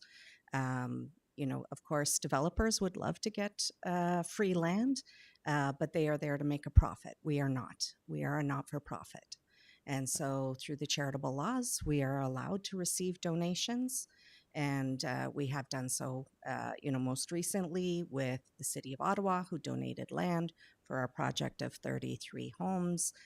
Prior to that, Kempville, who donated for our last project, donated an acre of land where we put 15 homes on it. So there is a precedence there, and we're happy to share with any working group or collaboration on what that process looked like. And I'm sure I could get documentation from Mayor Peckford and Mayor Sutcliffe to provide some backup on that. Perfect. Thank Follow you. up? No? C'est bon? I do understand, though, because we had the situation with bonusing come up, but bonusing is a very gray thing because it applies to certain parts and I think not others, and certain exemptions as well. I don't know if the clerk or the treasurer know a little bit about bonusing itself, but this is maybe something that is neither here nor there, and we can move on to discussion. No, I understand that, but I'd like to maybe wait. Madame Parisien. Yes, Mr. Wood, members of council. I would have to look into it more specifically, but Monsieur Riepel's concerned about the legislation, and the clerk may correct me on this. It more so pertains to industrial or commercial properties, so it's more in line with businesses or private businesses. The non-for-profits seem to be excluded from that, but I wouldn't say this. I would say this with a few reserves, and the exemption of taxes as well is something that we cannot do arbitrarily. The one thing that does come in my mind is if it's considered a capital municipal facility, and that really in general is just if the person or if the entity is kind of providing a service in the name of the municipality, and then there's all sorts of legislative requirements that we would have to look into. But what we have to understand at this point is that property taxes are highly legislated. So if we waive fees, we have to go through the legislation and make sure that it is legal in terms of how the contract would be constructed. We can't just decide. A council can't just decide to waive fees without proper foundation or legislative foundation. Understood. Okay, perfect. We would never request that. No, and I know, but this is just higher level of just making sure we're all in on the Madame Lajoie. Thank you, Warden. First of all, I apologize for that in like inference. We know you're not bonusing. If you were, I'm sure you would have, the Habitat for Humanity would have been closed down a long time ago. So I'm not worried about whether or not you're following proper legislation. I am frustrated. So Mayor Warden, you mentioned, like this isn't about emotion earlier. So now I'm a little emotional. I'm frustrated because we're paying for these plans about homelessness. We're paying for a plan for community safety, well-being. We're paying for all these plans saying we're doing these things. Yet when we're given a clear opportunity, nobody wants to do anything or say anything. So I'm going to ask this council to direct staff to find an inventory of land, like the 7 and 7 housing we've already done before. It's not new. And then with that information, then we could look at next steps. But we can't just shut this down right now because we don't know all the information about everything. So, and I don't think I'm speaking emotionally. I'm speaking from the heart, Warden. So just to recap, I think this is a great conversation. I have not heard anyone speak against saying that they do not want it. We simply are trying to figure out whether this needs to be here or at our municipalities first to identify the land, like Madame Miette says. No one said no. We're trying to figure out how to do this. I know to you, you're looking at the plan and you go execute. We need to find land in all of our municipalities or any municipality who wants to do that. And then report back to the 7-7 plan, to be able to, like Madame Miette said, to identify those things. We can have a conversation with the teams involved. But I think this is a really great partnership and a good way to move forward by having Mrs. Cooper come to present at our local municipalities. I know that Monsieur Mainville is probably going to want to do the same thing when he speaks to us. We're probably going to have the same conversation. So this is a great opportunity to do it. No one is saying no. We're simply saying, how are we going to proceed? And does it belong here first or in our municipalities first? So go ahead. Thank you. So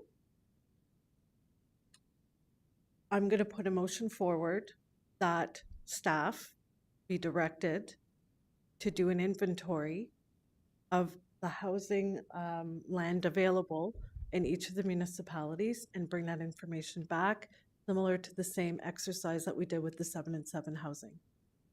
So I would need a seconder for that. And if somebody wants to modify it or add to it, then that's okay. I'm going to go divert to our expert. Madame Miette, do you have a comment before we move forward? Because you seem... Monsieur le Président, membre du Conseil,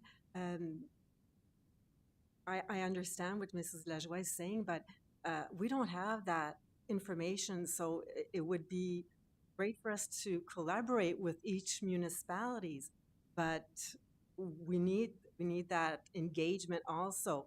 So it is a part, there is an important part that goes back to each municipality to be able to give us that information.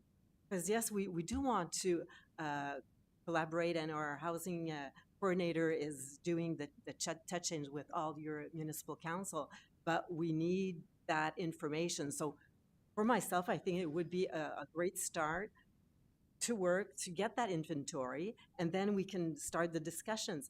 But we are not in that business. Mrs. Cooper is with your municipality, so we can only facilitate and try to respect our housing plan, but we will not be the one on the land doing it. So I just want to make that clear because I don't want any confusion with that part.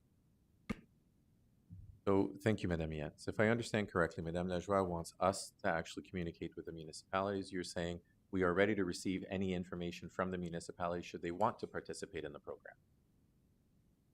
That's what I'm hearing from you. I will go to Monsieur Prévost, also has a comment.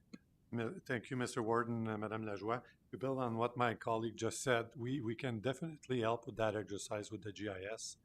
For every municipality that wants to participate, we would need to establish criteria, exactly what type of land we are looking at, and we can easily identify them with the GIS. Thank you. Thank you very much. So So that's does what every- I was asking for. Yes, that would Can be you great. shut your mic up, please? Mario, so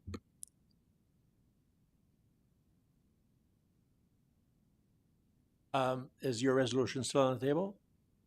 I'll second it, but it might be turned down. I'm just saying, you want to keep your resolution on the table? I would just like the resolution to have that inventory completed. Like, Mr. what Warden, am I you can do a misunderstanding motion here? if you want to. We don't need a motion to provide you with this. We can do Perfect. that Okay, so then next council direction. meeting or whatnot. Perfect. Thank you so much, Mrs. Cooper. Thank you. And I just want to close by saying we're happy to participate in whatever collaborative process comes out of this, or if any one of you would like to meet offline to discuss this further, happy to do so. Thank you so much for having me today. Thank you so much.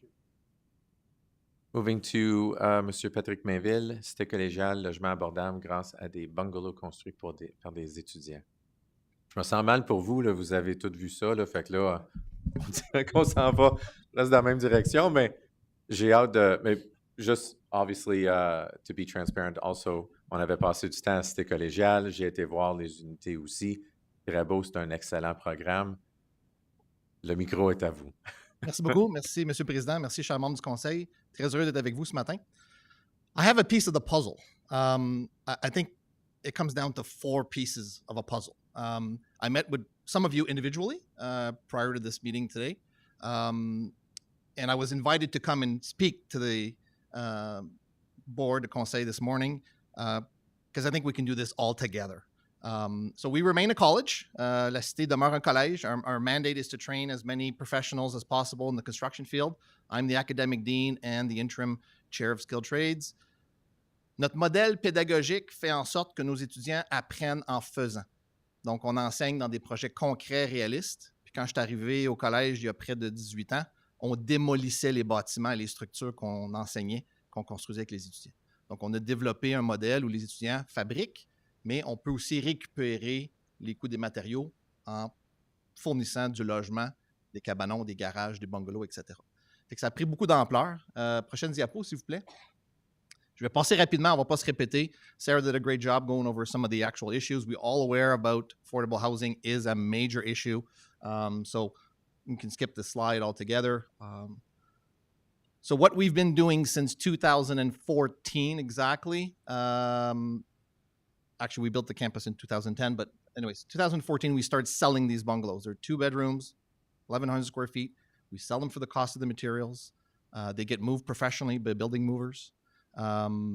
We've had a lot of success. Actually, we just recorded yesterday, Radio-Canada ont venu faire un reportage hier au campus. Ça va être diffusé ce soir ou demain soir au téléjournal de 18h sur ce projet-là. Puis il y a 3 de nos clients qui ont acheté les maisons, des personnes qui avaient besoin de logements abordables, qui vont faire des références. Ils sont même allés visiter les maisons chez eux pour pouvoir démontrer la valeur ajoutée d'un tel projet. So, faculty, students, fully engaged in building these homes, learning while doing, and actually meeting the clients, meeting the people that buy these homes, meeting your municipal inspectors and come and inspect the homes in our yard, and teaching our students while they're actually learning during their program. Prochaine diapo, s'il vous plaît. So they start with the floor. We build them on piles or stilts. They do the flooring, they do the walls, they do the trusses. Actually, the trusses have been engineered in 2 sections to make it easy for transport. So we've thought of everything for moving these structures rapidly, effectively, at a cost-effective approach. Insulation, vapor barrier, everything is built above code. We don't do minimal code. We teach a student to do it way above code. These are eco-friendly homes. They can apply for efficiency grants. Instead of R22, we do R24. We even do insulated siding, things that we're teaching students how to do properly when they actually get out there and start working in the industry. We hire structural engineers to do full inspections as well. If your municipal inspector can't come on site and inspect it while it's being built, because it's actually not on the foundation and the lot number where it's actually going to be installed within your municipalities. So next slide, please. So we used to build 1 per year. We used to have anywhere between 50 and 30 students registered in our construction, carpentry, framing program. This year, I have 90 students registered. So we're building 3 bungalows. Next year, I might register 120, 180 students in the construction industry. We finally got around convincing parents, their kids, school guidance counselors, les enseignants valorisent les métiers dans la construction. Donc, les inscriptions ne font qu'augmenter. Donc, pour offrir la même expérience pédagogique à mes étudiants, je veux offrir davantage construire de maisons sur le site du collège dans la cour.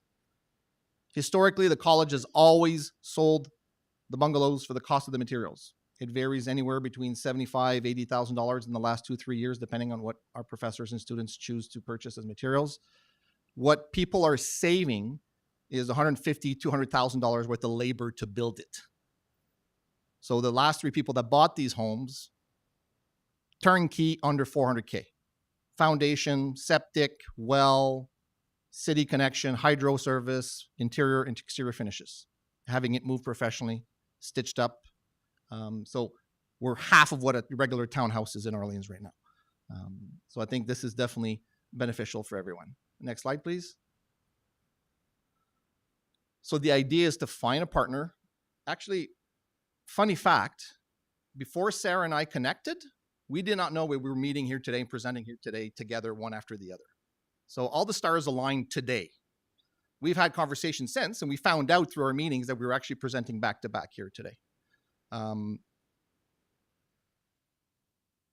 talk to one of the pieces of the puzzle in a second. So I'm looking for a long-term partner because I'm actually having, as an academic dean, having to sell these houses every year. It's a very rewarding experience. Selling one is fine, but selling 3 or 5 or 7 or 10 if we do expand this project, I'm not a full-time real estate agent. But meeting these families that are in dire need of affordable housing. So we sold 2 last year. We built 2 last year. Single mom, Bourgette, 3 kids. She had a lot, which got everything going. Beautiful home. She did a walkout basement, 2 bedrooms for her teenage boys in the basement. Her and her daughter upstairs. Beautiful. She doubled her square footage. She's at almost 2,300 square feet. Loving the home. She'll be on TV with Radio Canada tonight or tomorrow. They visited their home. So this is the type of people we want to help. We just have a product, and we just want to make it accessible to everyone. Next slide, please. So this is what the conversation's been about. What are the pieces of the puzzle? So I think, if I'm not mistaken, Sarah, when you do get a piece of land from a municipality, you do the rest, correct? There's no other part of the puzzle here, people. She has her contractors. She has her construction crews. She'll do the foundation. She'll work with your municipality in getting all the services provided to the lot. But she does everything else on her own. I provide the product, which is the house. She has her stitching crews that come in and do the finishing. She has volunteers that do the interior finishings. So it's a 3-piece puzzle. We just need the pieces of land. That's it. The rest is taken care of by Habitat for Humanity. And we can coordinate having the houses moved. So the only piece missing is supplying lots. The rest Sarah can do. She's been doing it for years in her team. And she has a massive team, an amazing team, which I met recently. So that's the key slide that I wanted to focus on today. Next slides are just pictures. If you want to scroll through them, you can actually go through. We've all discussed this again. The last 3-4 slides are just pictures of show you. So the top left is the single mom in Bourgette. And then this is what they looked. This is how they looked, the other 3 pictures, at our campus, in our yard, when they're actually finished, ready to go. So you can see they're on piles. They just pull up with the transport truck with steel beams. You can see there's a row of shingles missing on the roof. That's exactly where the crane picks up the roof, puts on a flatbed trailer. They're in and out of our yard in 20 minutes. That's how fast they can move these things. So there's 3 contractors that do this in Ottawa, Eastern Ontario. They've all worked with us in the last 15 years doing so. Next slide, please. So again, ongoing projects. This is how they look while they're being built. This is how they look sometimes. Sometimes they'll actually build the foundation after the house is raised. Sometimes they'll crane the house on the foundation, depending how big the lots are. Sometimes they'll actually just slide the house onto the foundation, depending if there's enough space around the foundation. Next slide, please. And this is how it's moved, and this is how it looks on the interior when it's finished. So drywall's done, ready for mud and tape and paint, flooring, and then finishing your kitchen and bathroom, and you're ready to go. I think there's one more slide, or this might be the last one. Yeah, this is again how it looks step by step. So like I said, I'm a college. I have a piece of the puzzle available at a very affordable cost. It's just a question of actually coordinating and wanting to work together, and I think we can make this happen. Merci. Merci beaucoup, Monsieur Mainville. I think it's one of the few jobs that AI is never going to be able to take away. Correct. Right. And so when I went to the college, I was very, very impressed by the quality of the houses that are built, and we're training incredible students to be able to build something incredible. I would love for you and Mrs. Cooper to come together. You all right there? Okay.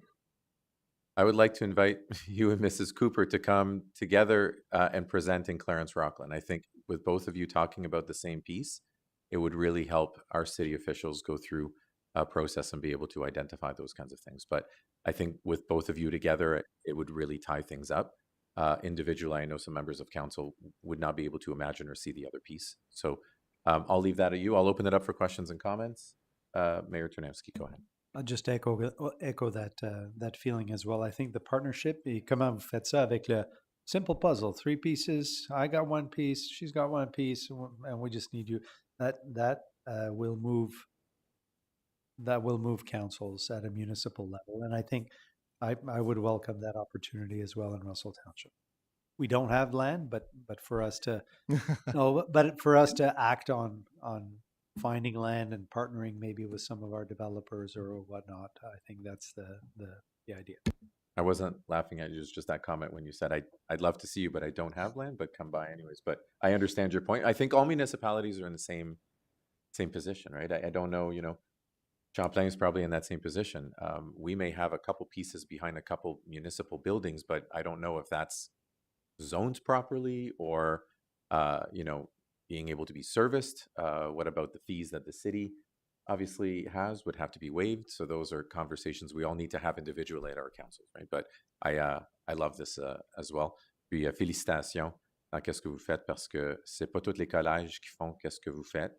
Puis vous allez vraiment faire un impact où ce qu'on a plus de besoin, M. Mainville. Alors, chapeau à vous, merci beaucoup. Autre question, commentaire avant qu'on dise merci? Merci beaucoup. Merci beaucoup. Merci pour l'opportunité. Bonne journée. All right, so we've already done consent items. Maintenant, on va à notice of motions. 7.1.1, notice of motion, Federal Workspace Policy Implementation, Regional Workforce Inclusion and Economic Resilience. This is a motion by Mayor Lajoie.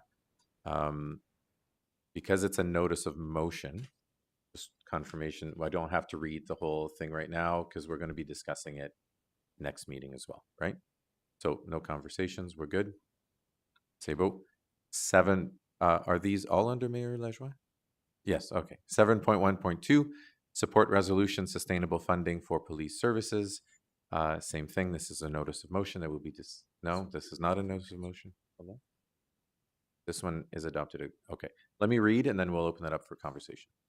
Be it resolved that the Council of the United Counties of Prescott-Russell hereby support the resolution of the North Perth Municipality regarding sustainability funding for policing. This is proposed by Mayor Lajoie. I need a seconder. Mayor Ternowski. Mayor Lajoie, do you want to speak on this? Yes, actually, I wanted these just to be in the correspondence so that I could just pull them out and talk about them and see how, I guess maybe it was a miscommunication. Madame Cadieux? Yes, the only reason why it's under your name is just under consent items. It would be a file that would be brought forward by the administration if we think would be relevant to our services. Just because it was a request from you, this is the reason why we just put it under your name, but it's not a notice of motion, so we can proceed with the adoption today if council deems appropriate to proceed with the adoption. That's the only reason why. So the only one that I would want to move forward with is 7.1.3. Perfect. Thank you. So we'll let this one, we still need to vote on this one, right? Or can we now defer it to the next meeting because he doesn't want to talk about it now?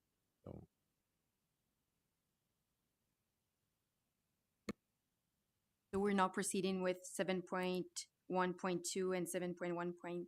You just want to proceed with which one?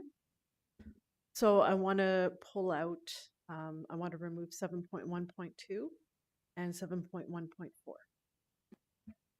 So we just proceeding with the vote on 7.1.3? That's it? Yes. Okay. Are the other items now deferred to the next meeting? Is it deferred or it just removed? It's just moved. It's just removed. Okay, Yeah. 7.1.2 and 7.1.4 removed from the agenda and not deferred to the next meeting. 7.1.3. Apologize. Can we have a mover and seconder just to remove the item? The Mayor Lajoie would move to remove. Mayor Brière to second. All those in favor? All those in favor? I can see hands. Yes. Okay. Thank you. Merci. 7.1.3, support resolution for support Bill 21, Protect Our Food Act 2025. I'll read the motion. Be it resolved that Council of the United Counties of Prescott and Russell hereby supports the resolution of Prince Edward County regarding support for Bill 21, Protect Our Food Act 2025. Est-ce qu'il y a des proposeurs et appuyeurs, s'il vous plaît? Ça va être proposé par Madame Lajoie, secondaire, Monsieur Riopel. Any comments or questions? Commentaires, questions? All those in favor? Merci, c'est apporté. For 7.2.1, I will divert the meeting to Mayor Riopel to take over the conversation while I discuss the motion that Clarence Rockland has put forward. Oh, sorry, not Clarence Rockland. Sorry, for the UCPR, yeah. Merci beaucoup. This is a notice of motion, but that was brought back last month. So we're going to discuss it today. Parce que les municipalités ont voté dessus. This is actually to suspend the rules of procedure to be able to pass this today. Right. So I'm just wanting to Oh, wait, I think I actually delegated this to you at the wrong item. That's what it is. I'll take that back. Okay, thank you. We're going to move to another one. My apologies. I can see the look of confusion on the clerk's face. That's why I was like, okay. So essentially, this is a notice of motion. We're going to ask to suspend the rules of procedures in order to proceed by adopting this today, because this is obviously an urgent request. Did you want me to go ahead and read everything through, or? Yeah. So yeah, but I have to read it before they vote. Okay. So I'll just do the reading, and then we'll see if this passes at more than 3/4. Good. Whereas the Government of Canada, in partnership with Alto, has announced its intention to advance the development and implementation of high-speed rail system in Eastern Ontario, and whereas the first phase of the proposed high-speed rail project concerns the Ottawa-Montreal corridor, which crosses and directly impacts the United Counties of Prescott and Russell, and whereas the consultation process for the project has already begun, and at this time the UCPR and their local municipalities do not have a uniform, consistent, or coordinated approach to participating in it, and whereas preliminary information indicates that the high-speed rail corridor may have direct or indirect impacts on every municipality within the UCPR, including transportation networks, land use planning, economic development, environmental consideration, and municipal infrastructure. And whereas the scope, scale, and long-term implication of such projects require a coordinated and unified response from the UCPR to ensure that local priorities, community interests, and regional needs are duly represented. And whereas addressing this matter individually at the municipal level poses risks of inconsistency, duplication of efforts, and reduced influence with provincial and federal authorities, as well as private sector proponents.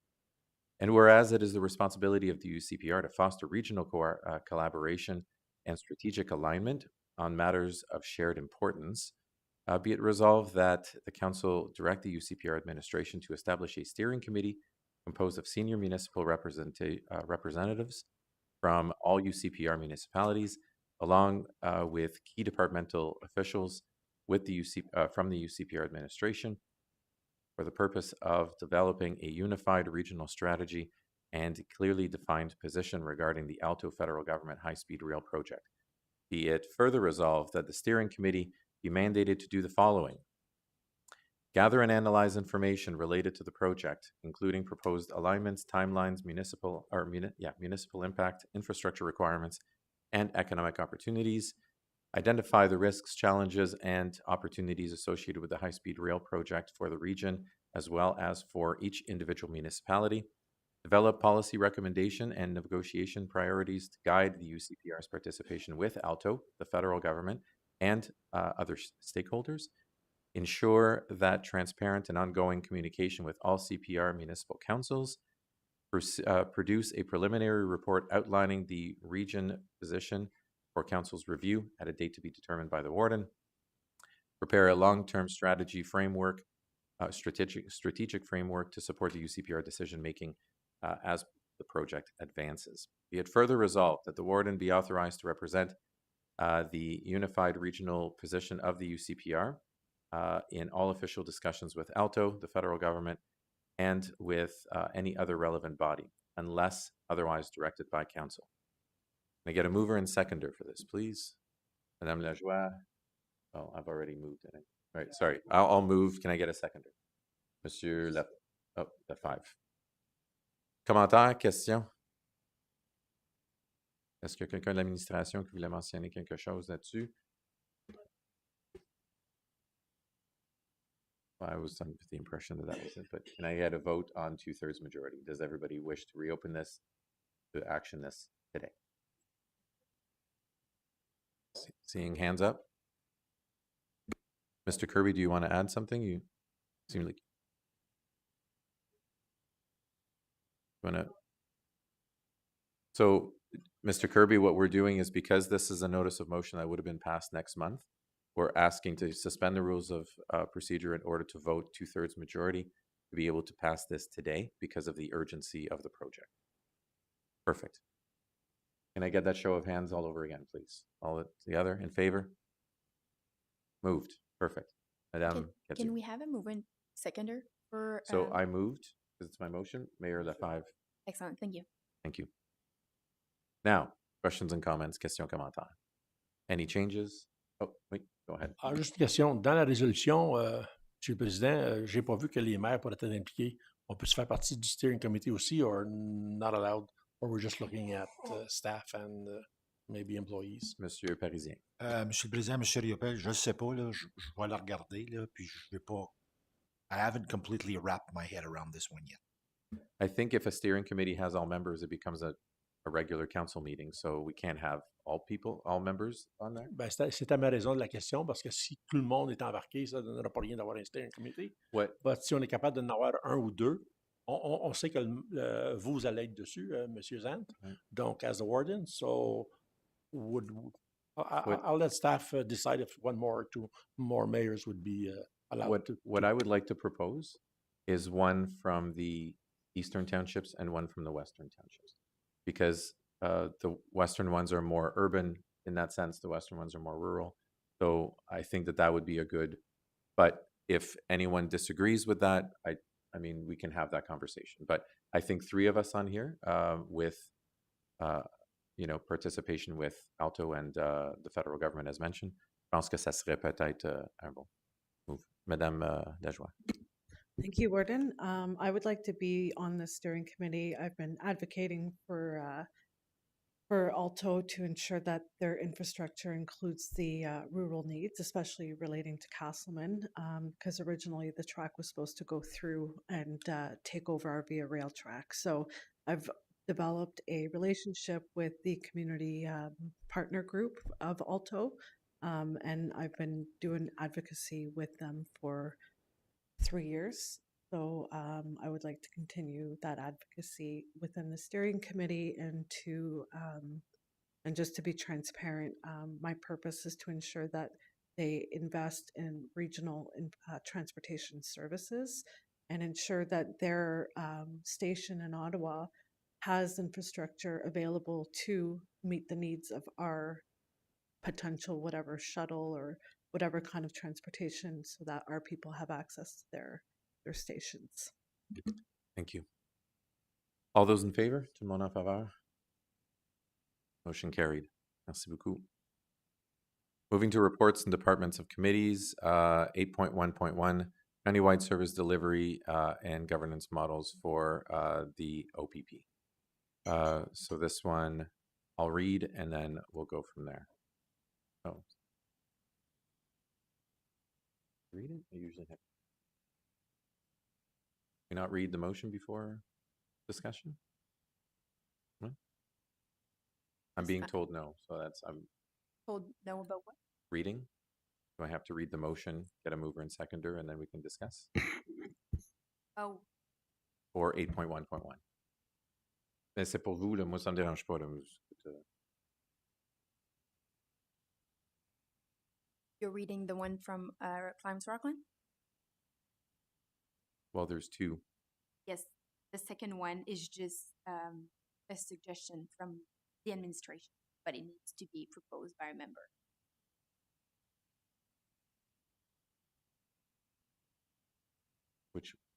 Which resolution do you want?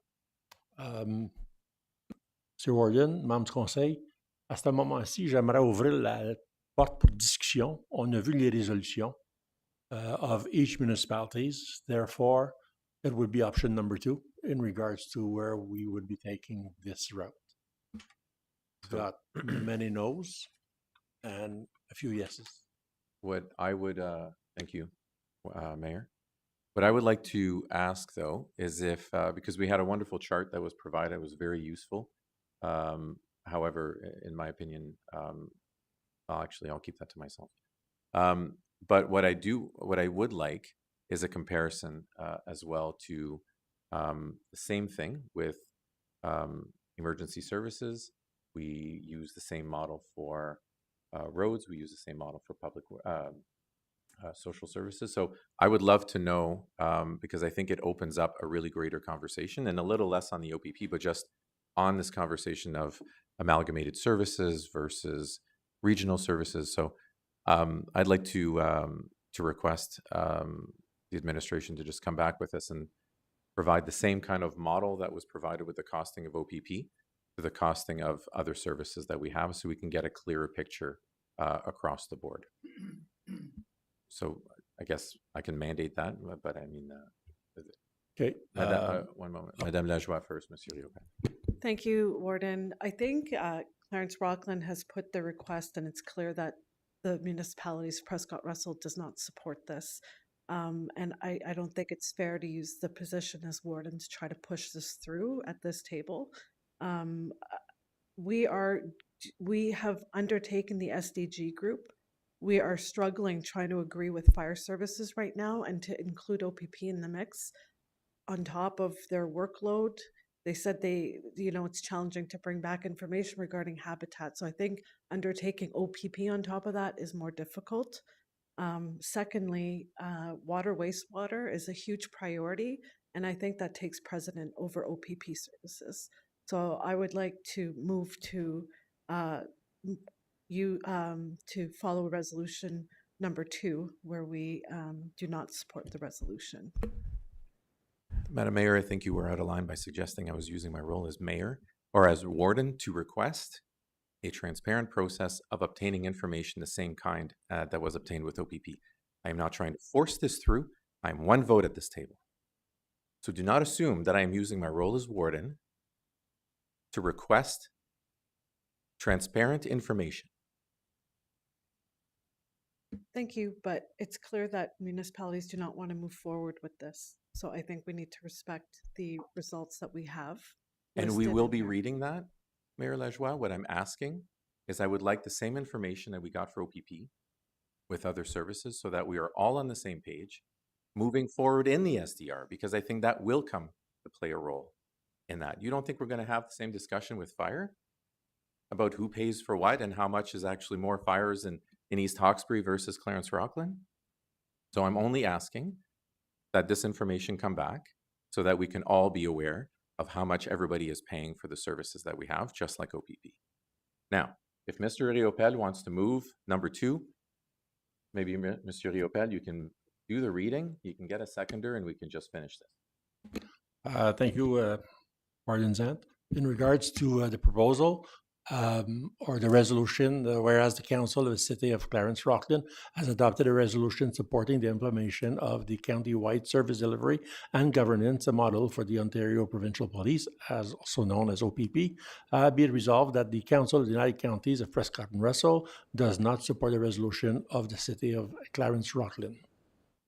I'll need a mover and seconder. I'll move. A second. Mr. Tarnowski will second. All those in favor? All those against? Denied. We're moving on. Finance, 8.2 point, what? Sorry, that's approved, but mine is denied. 8.2.1, F002-226 tax policy, and in the same token, 8.2.2 F003-2026 amendments to the procurement policy. I'm assuming we're going straight to Madame Parisien for this. Do you have anything to add, Madame Parisien, before I actually go through and read and adopt? Mr. Warden, members of council, not much, to be honest. My report is quite self-explanatory. Just to summarize maybe really quickly, the main thing that we're adopting here, of course, is the tax rates and the tax ratios, but council is also adopting the rebate associated to the optional property classes that were adopted last September, targeting affordable housing. I've modeled different scenarios. I've made the recommendation in consultation with local treasurers as well. So if council has any questions in regards to this, I'm happy to answer them. Perfect, thank you. Be it resolved that council approve option 1 as stated in report F002-226. Mover and seconder, please. Monsieur Tarnowski, Monsieur Lefebvre.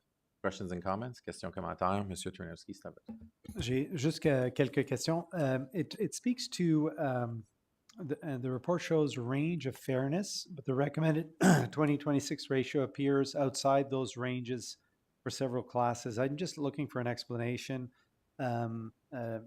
why that is, and it's probably a very simple explanation. I don't understand, because there's this range of fairness, and some of our classes are outside of those ranges. And I just need to Ouais. know why. Merci, M. Turnowski. Madame Parisien. Yes, Mr. Warden, Mr. Tarnowski. Ratios is a concept like it is outlined in my report since 1998. Le système de taxation était formulé différemment dans ce temps-là. Puis parce qu'il y avait tellement de disparités, on a instauré le concept de ratio, mais ça a fait en sorte qu'il y a plein de ratios qui étaient disparates à travers les différents types de propriétés, surtout au niveau des commerces et au niveau des résidents. Donc, les écarts que vous voyez, c'est comme ça partout dans toutes les municipalités. La province, elle a établi ces fourchettes-là pour justement rétablir une certaine équité au niveau de comment est-ce qu'on différencie, comment est-ce que les propriétés sont taxées. Puis c'est ce qu'on fait à chaque année, puis qu'on a fait depuis plusieurs années aussi, c'est qu'on essaie de les réduire tranquillement. Mais comme vous le savez, avec le changement au niveau des évaluations foncières, etc., puis que la réquisition ne change pas, il y a toujours un transfert qui se fait de propriété, puis ça, je pense que vous le comprenez très bien, ce concept-là. Donc, ultimement, ce que ça vous dit, ça, c'est que les ratios qui sont au-delà des fourchettes, on ne peut pas les monter. Le but, c'est de les descendre ou de les rentrer dans cette fourchette-là. Puis une fois qu'on est dans la fourchette, là, on peut jouer un petit peu avec, mais on ne peut pas aller au-delà de ces fourchettes-là, essentiellement. J'espère que ça répond à votre question. Pardon? Non, merci, juste pour dire ça répond. Merci. Puis Merci. j'aime le terme fourchette. Je ne savais pas que ça existait. Oui, c'est bon. ça me donne la fin déjà. Monsieur Réopel, vous aviez votre main. Non, c'est beau. Autre question, commentaire? Tout le monde en faveur? C'est apporté. Merci beaucoup. 8.2.2, on va faire la même chose. Un instant. Be it resolved, the Council approve option 1 as stated in report F003-2026. Mover and seconder, M. Turnowski, M. Lefebvre. Question, commentaire? M. Turnowski, allez-y. Alors, j'en ai déjà fait part de mes commentaires, mais juste pour le public. It speaks of 4.2.6 allows the reallocation and even adding new projects if savings exist. But the word savings isn't defined. So my concern there is that I would like to see a clear definition of what a capital budget savings looks like, because a capital budget savings could technically be a budget or a capital expense that doesn't go forward, and hence there is money saved. And as such, that would technically mean that this council who decides on capital projects could be circumvented. Not that I would expect staff that would do that, but it just allows that door to be open.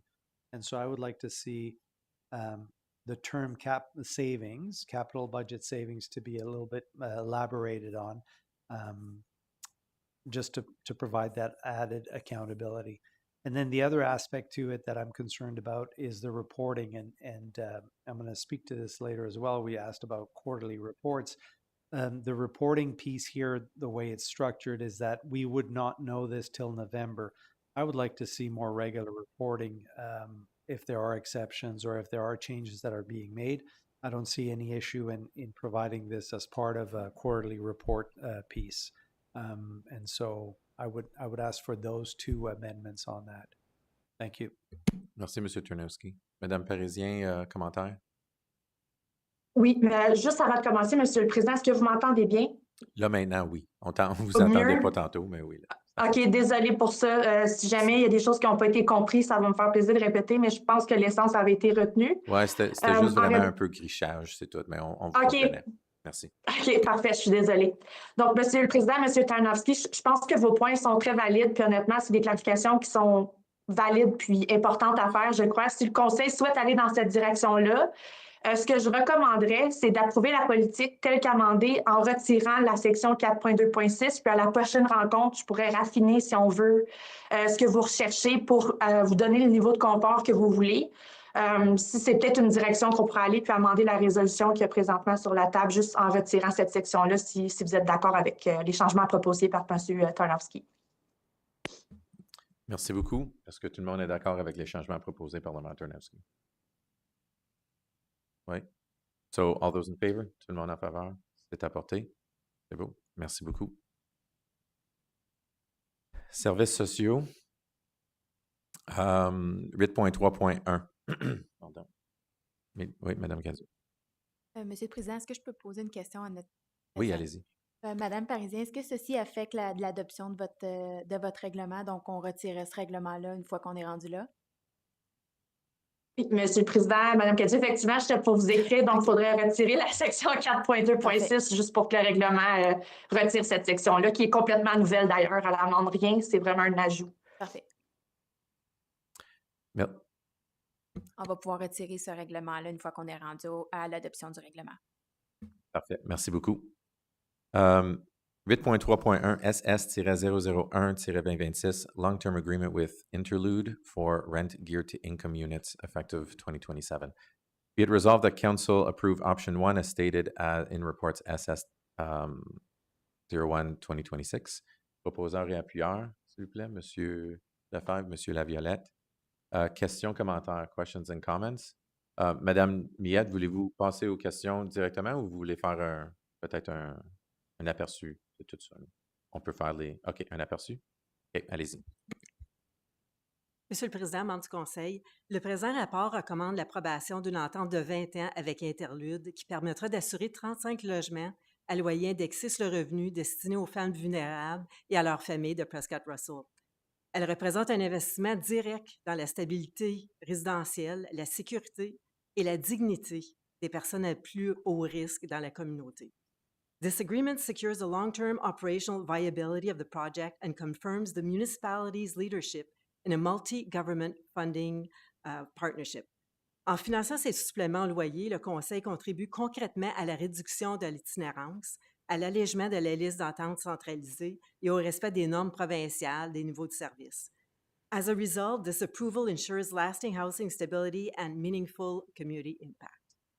I am available if you have any questions. Merci. Merci, Madame Miette. Question, comment? Monsieur Riopin. Merci, Monsieur le Président. Le 197 400, qui est une moyenne de 470 fois les 35 logements, fois 12, est-ce que ça va être revisé à toutes les années dans le budget? Parce que ces montants-là peuvent changer automatiquement durant l'année. Monsieur le Président, Monsieur Riopel, oui, effectivement, les montants vont être révisés parce que les gens doivent être admissibles pour recevoir un loyer indexé sur le revenu. Puis, les calculs se font dès que la personne, mettons, déménagerait dans le loyer. Et les loyers indexés sur le revenu aussi, c'est basé, ça pourrait facilement être quelqu'un qui a un salaire qui est au minimum. Donc, à ce moment-là, le supplément au loyer serait plus élevé que quelqu'un qui a un salaire un petit peu plus à la hausse. Donc, à ce moment-là, c'est révisé et c'est révisé annuellement aussi lors de l'exercice budgétaire. Oui. Ouais. C'est Interlude qui va s'occuper de faire les changements aux Comtés unis, ou c'est l'administration des Comtés unis qui va être obligée de faire un suivi sur ces 35 unités-là. C'est la maison Interlude qu'il faut s'en occuper. Monsieur le Président, Monsieur Riopel, effectivement, l'administration se fera à partir de Interlude. Nous, je peux quand même clarifier qu'on a quand même des rapports. Donc, il y a des rapports qui sont émis, qu'il y a des vérifications qui sont faites à notre niveau, à nous, afin d'assurer le contrôle financier. Mais l'administration des suppléments au loyer revient à Interlude. Merci beaucoup. Autre question, commentaire? Monsieur Turnowski. Merci, Monsieur le Président. Juste pour confirmer, it's my understanding that Maison Interlude will be up to 35 units, but it may be less. And so this is showing us the maximum, but at the end of the day, it's whatever number of units that they have. Merci. Merci beaucoup. Autre question, commentaire? All those in favor? Tout le monde en faveur? C'est apporté. Merci beaucoup, Mme Miette, et pour votre travail ainsi que votre équipe. C'est toujours un super bon travail. 8.4.1. Ça, on l'a déjà fait. Alors, 8.5.1. Microsoft Enterprise Agreement Renewal, renouvellement de l'entente d'entreprise Microsoft. Qu'il soit résolu que le Conseil des Comtés unis de Prescott-Russell approuve l'option 1 comme indiqué dans le rapport TI, -001-2026. Proposeur et appuyeur. Monsieur Brière, Monsieur Turnowski, questions, commentaires, questions and comments? Seeing none, all those in favor, tout le monde en faveur, c'est apporté. Merci beaucoup. Période de questions pour les directeurs. Est-ce qu'il y a des questions? Monsieur Turnowski, allez-y. Merci. Ça serait une question pour Monsieur Parisien ou peut-être Madame Parisien, c'est on avait une réunion, si je me souviens bien, c'est la réunion du mois de novembre où on a demandé, mais je ne suis pas sûr si c'était officiellement demandé, pour des quarterly reports sur les finances. Et puis, je voulais juste savoir où est-ce qu'on en était avec ça et si on peut s'attendre qu'à la réunion d'avril, qu'on aurait des rapports financiers pour le premier trimestre de l'année. Merci. Monsieur Parisien. Oh, pardon. Madame Parisien. Merci, Monsieur le Président, membre du Conseil. Oui, il n'y a pas une directive officielle qui a été émise par le Conseil, sauf que le message a été clair pour moi et mon équipe. Puis on a l'intention de vous préparer des états financiers trimestriels. Par contre, je ne pense pas vous le produire pour le mois d'avril, juste parce qu'on est dans la fin d'année. C'est un drôle de timing, mais je pense que là, je vais me revérifier, là. Mais le premier rapport devrait être au mois de mai, quelque chose comme ça, ou juin. On va suivre, je vais vous aviser de la séquence dès que je vais vous préparer le premier rapport. C'est parce que c'est la première fois qu'on le fait de cette façon-ci. Donc, j'ai l'intention de vous produire un rapport aussi, de m'assurer que l'état financier qui est fourni convient à vos besoins puis répond aussi à vos attentes. Mais oui, c'est tout à fait notre intention de le produire, ça. On va le faire. Merci beaucoup. Autre question, commentaire? Oui. Moi, c'est pour M. Prévost. C'est juste concernant le plan officiel. Est-ce qu'il y a eu des mentions qu'on est en train de réviser? C'est quoi qu'on est rendu avec ça? Ou faut-tu que ce soit une directive qui soit abordée au Conseil pour mettre en sorte que le plan officiel soit révisé? Parce que c'est rien qu'une question vite faite. Je veux savoir c'est quoi les procédures pour ça, parce que le dernier plan a été fait, je n'étais pas ici, donc je veux savoir c'est quoi comment s'approcher pour faire une révision du plan officiel. Et à ce moment-là, est-ce qu'il va y avoir des politiques en dedans de ça que nous, on peut faire commentaire ou réviser en même temps? Monsieur Prévost. Monsieur le Président, Monsieur Brière, bonne question, Monsieur Brière. Le plan officiel actuel a été adopté par le Conseil, par la province, je dirais, en 2022, donc il est tout récent. Mais on a l'intention d'en faire une cette année comme un housekeeping avec toutes les nouvelles lois et réglementations qui ont été adoptées par la province depuis. Donc, il y en a eu beaucoup. Donc, on va faire un amendement cette année pour justement implanter ça là-dedans. Puis, si jamais le Conseil veut regarder quelques politiques que ce soit, bien, ça va être l'opportunité de le faire. Mais je ne sais pas si c'est dans ce sens-là que vous posez la question ou de plus grande envergure. Non, mais c'est parce que, je vais dire, les politiques qui ont été adoptées avant mon temps, pas certain, c'est les mécanismes là-dedans. Ça serait bon peut-être de nous, je vais juste dire comme les séparations de terrain. C'est quoi notre politique, c'est quoi notre philosophie là-dedans? Ça a tout été adopté avant que moi je sois ici. J'aimerais savoir un peu c'est quoi notre approche, c'est quoi, comment que les résidents rentrent dans ce service-là, comment, toutes ces choses-là, parce que je vais... I don't know what I don't know. C'est drôle comme... ça serait peut-être bon de nous éduquer dans nos politiques, surtout quand ça vient des séparations de terrain. Parce que j'ai des questions qui sont demandées, puis je ne sais pas comment les répondre, à part que, appelle les comptes unis, puis à ce moment-là, ce serait bon que moi je cherche ces choses-là pour venir à bout d'aider nos résidents à travers ce processus-là. Et non seulement ça, est-ce que les politiques ont été adoptés il y a 6, 7, 10, 11 ans, est-ce qu'ils reflètent la réalité d'aujourd'hui? Donc ça, c'est quelque chose, je pense qu'à l'interne, on devrait peut-être regarder ça, puis j'aimerais ça savoir, parce que encore là, I don't know what I don't. Fait que ça serait peut-être une bonne chose. Merci, M. Brière. M. Prévost.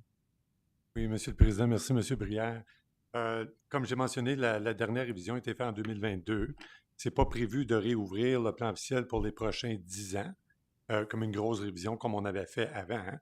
Ceci étant dit, ça ne veut pas dire qu'on ne peut pas le refaire dans le sens qu'on peut réouvrir avant le 10 ans comme tel. Puis juste pour revenir à votre question, M. Brière, puis ça me va me faire plaisir de vous rencontrer pour vous expliquer exactement qu'est-ce qu'il y en est par rapport aux politiques de détachement de terrain. Mais ces politiques-là sont quand même assez récentes parce que avant le dernier mandat du Conseil, avant même qu'on fasse la grosse révision, toutes ces politiques de détachement de terrain-là avaient été regardées par le Conseil suite à une demande du Conseil pour justement faire une mise à jour, notamment changer les dates d'admission, le nombre de terrains également admissibles, qu'est-ce qui est requis pour soumettre une demande. Donc ça, c'est quand même assez récent dans le terme d'un point de vue de politique du plan officiel, mais ça va me faire un plaisir de vous les expliquer. I don't want to speak out of turn. Maybe we all need to know that, because again, when you ask, some don't know, and that we don't like. If it's presented to the public, then they'll know as well, because again, people don't have the ability to find that information easily online, from what I understand, and it seems like seems complicated.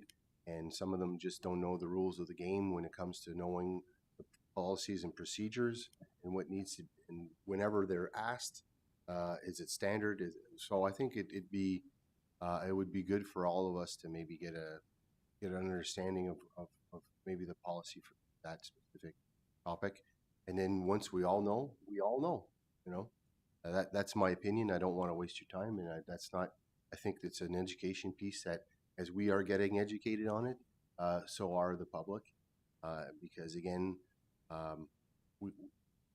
we always get mixed. And again, I'll say people in the public try to play administration versus elected officials, and I would want to avoid that. And the best way to do that is clarity, transparency, and openness to educate us.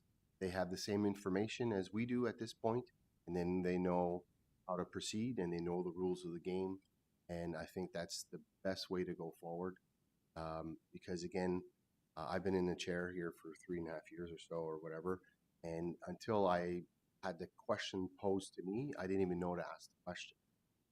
So maybe there's some information that may be given to us at this point that, we would say, yeah, you know what, that could help us, or could be something that could, that information may help some of our residents. So that's kind of where I'm at. I don't know if I'm out of line, but I think the education piece is important. Mr. Warden, Mr. Brière, I can easily prepare a report to council outlining all the policies and then present it to council. And if there are any questions, I'll be glad to answer them. Thank you. I really do appreciate that. You're a busy man, I understand, but it's just that sometimes, and again, I'm repeating myself, sometimes we don't know what we don't know. And if we're given those policies and we can review them, and then have an open session that we ask those questions and have the public understand, as we have those questions, and they will have a chance to review those policies as well, because they're going to be on the agenda, then I think that's really open and transparent. Merci beaucoup, M. Brière. Puis, M. Prévost, M. Ternowski, vous avez un commentaire, question? I'm just looking for clarification from the request per se. Like the county official plan is available online, 240 pages. All the information's there. So what, in addition to that, are we looking for here? Just for my clarification. Basically, our policies as far as land severances, what does that look? What are the requirements? What are the rules of Isn't the that game? in the official plan? All of that is in the official plan, and it's a public document that's searchable, that's available. So I'm just not sure what more are we asking staff to do. Again, that's not the impression I get, that it's easily available. Seems like it's difficult at times. I just researched it. It's 241-page document, and If I could just chime in, perhaps maybe what we're looking for is almost like a briefing note on this thing, like on because 240 pages is a lot to go through, and it's a little complex. So for sure it's there, and it is transparent and accessible. But is there a way, maybe this is what you mean, is there a way to actually come up and provide us with the things that we need to know? Like, when's it being reviewed? How many times can we review it? What has changed in the provincial legislation that is now, either blocking the official plan or not blocking the official plan? So maybe something a little bit more Q&A or briefing note. Is that perhaps what you were meaning? Okay. Mr. Parisien? Mr. Warden, I was going to suggest perhaps that we do a mock scenario where Monsieur Prévost explains the steps from making an application to sever land to the end and what the possible, it could be a 10, 15-minute thing. But Well, I think we're just open to just more information without having to go through 240 pages, I think, if it's okay. So, okay, perfect. That's what. I do like the mock because in that way we get the perspective of someone who's applying for a land severance and then going through the steps of what they need to go through. Then we have a better understanding of how to maybe support them or how to maybe explain to them why something happened or vice versa. The decision-making power on this. Exactly. Okay, perfect. Are we clear on that? We're good? You sure? Yeah. Okay, perfect. Thank you. I believe before I move this, Mr. Kirby, you had a question to ask. Is that? Do you wanna just put your mic on there? Back to question on a previous motion. Madame Cadieux, can we ask a question on previous motion? If it's questions, we're at the question period of her director heads. You're okay? Yes, it's Yeah, okay. go ahead, Mr. Kirby. Okay. Well, I have to declare a conflict of interest. I have property involved in that. Let's see. Mr. Kirby, would you be able to repeat your full question so I'm that just we? checking. Oh, okay, yeah. It's just I don't think. So conflict of interest on what? On which item? Yeah, I can speak to it. It's the Alto train. I think Mr. Kirby has land that may be affected. I don't necessarily think. We're not technically allowed. I know in my municipality, it's not our responsibility to tell people when they should or should not. So, Mr. Warden, we're not supposed to give advice on whether or not you should correct yourself. We can talk offline after that, Mr. Kirby. So, okay, just to be clear, that's all. No, and just maybe one more question, please. Okay, notice creation of a steering committee. Do we have a deadline on that? Because the reason I'm asking that is because I have a lot of pressure in my township because it's going through a lot of serious areas.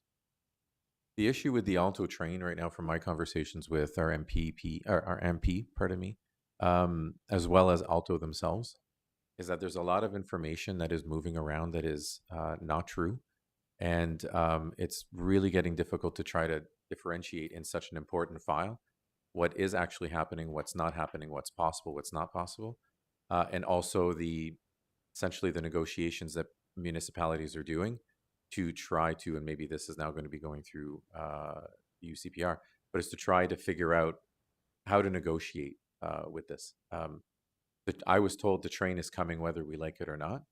It's to try to negotiate about where and how much they're going to pay for that. So, for example, if they take over the recreational trail, then maybe it's time we negotiate with the federal government that they build us a new trail. So those are things that we all have to talk about. They're very, very difficult to do in the confines of a committee when we don't even know, because Alto has not identified the route. So it's impossible to try to negotiate something that we don't even know where it's going. But I think right now is the right time to get ahead of the game on that. So the steering committee, I'm going to have a conversation with the chief of staff and the CAO on the steering committee and how to move forward. And obviously, we're going to be transparent and provide council with that as well. Is that okay? Thank you, Mr. Kirby. Other questions to heads of department? Moving to bylaws, item 10, bylaws 2026-06 and 2026-07.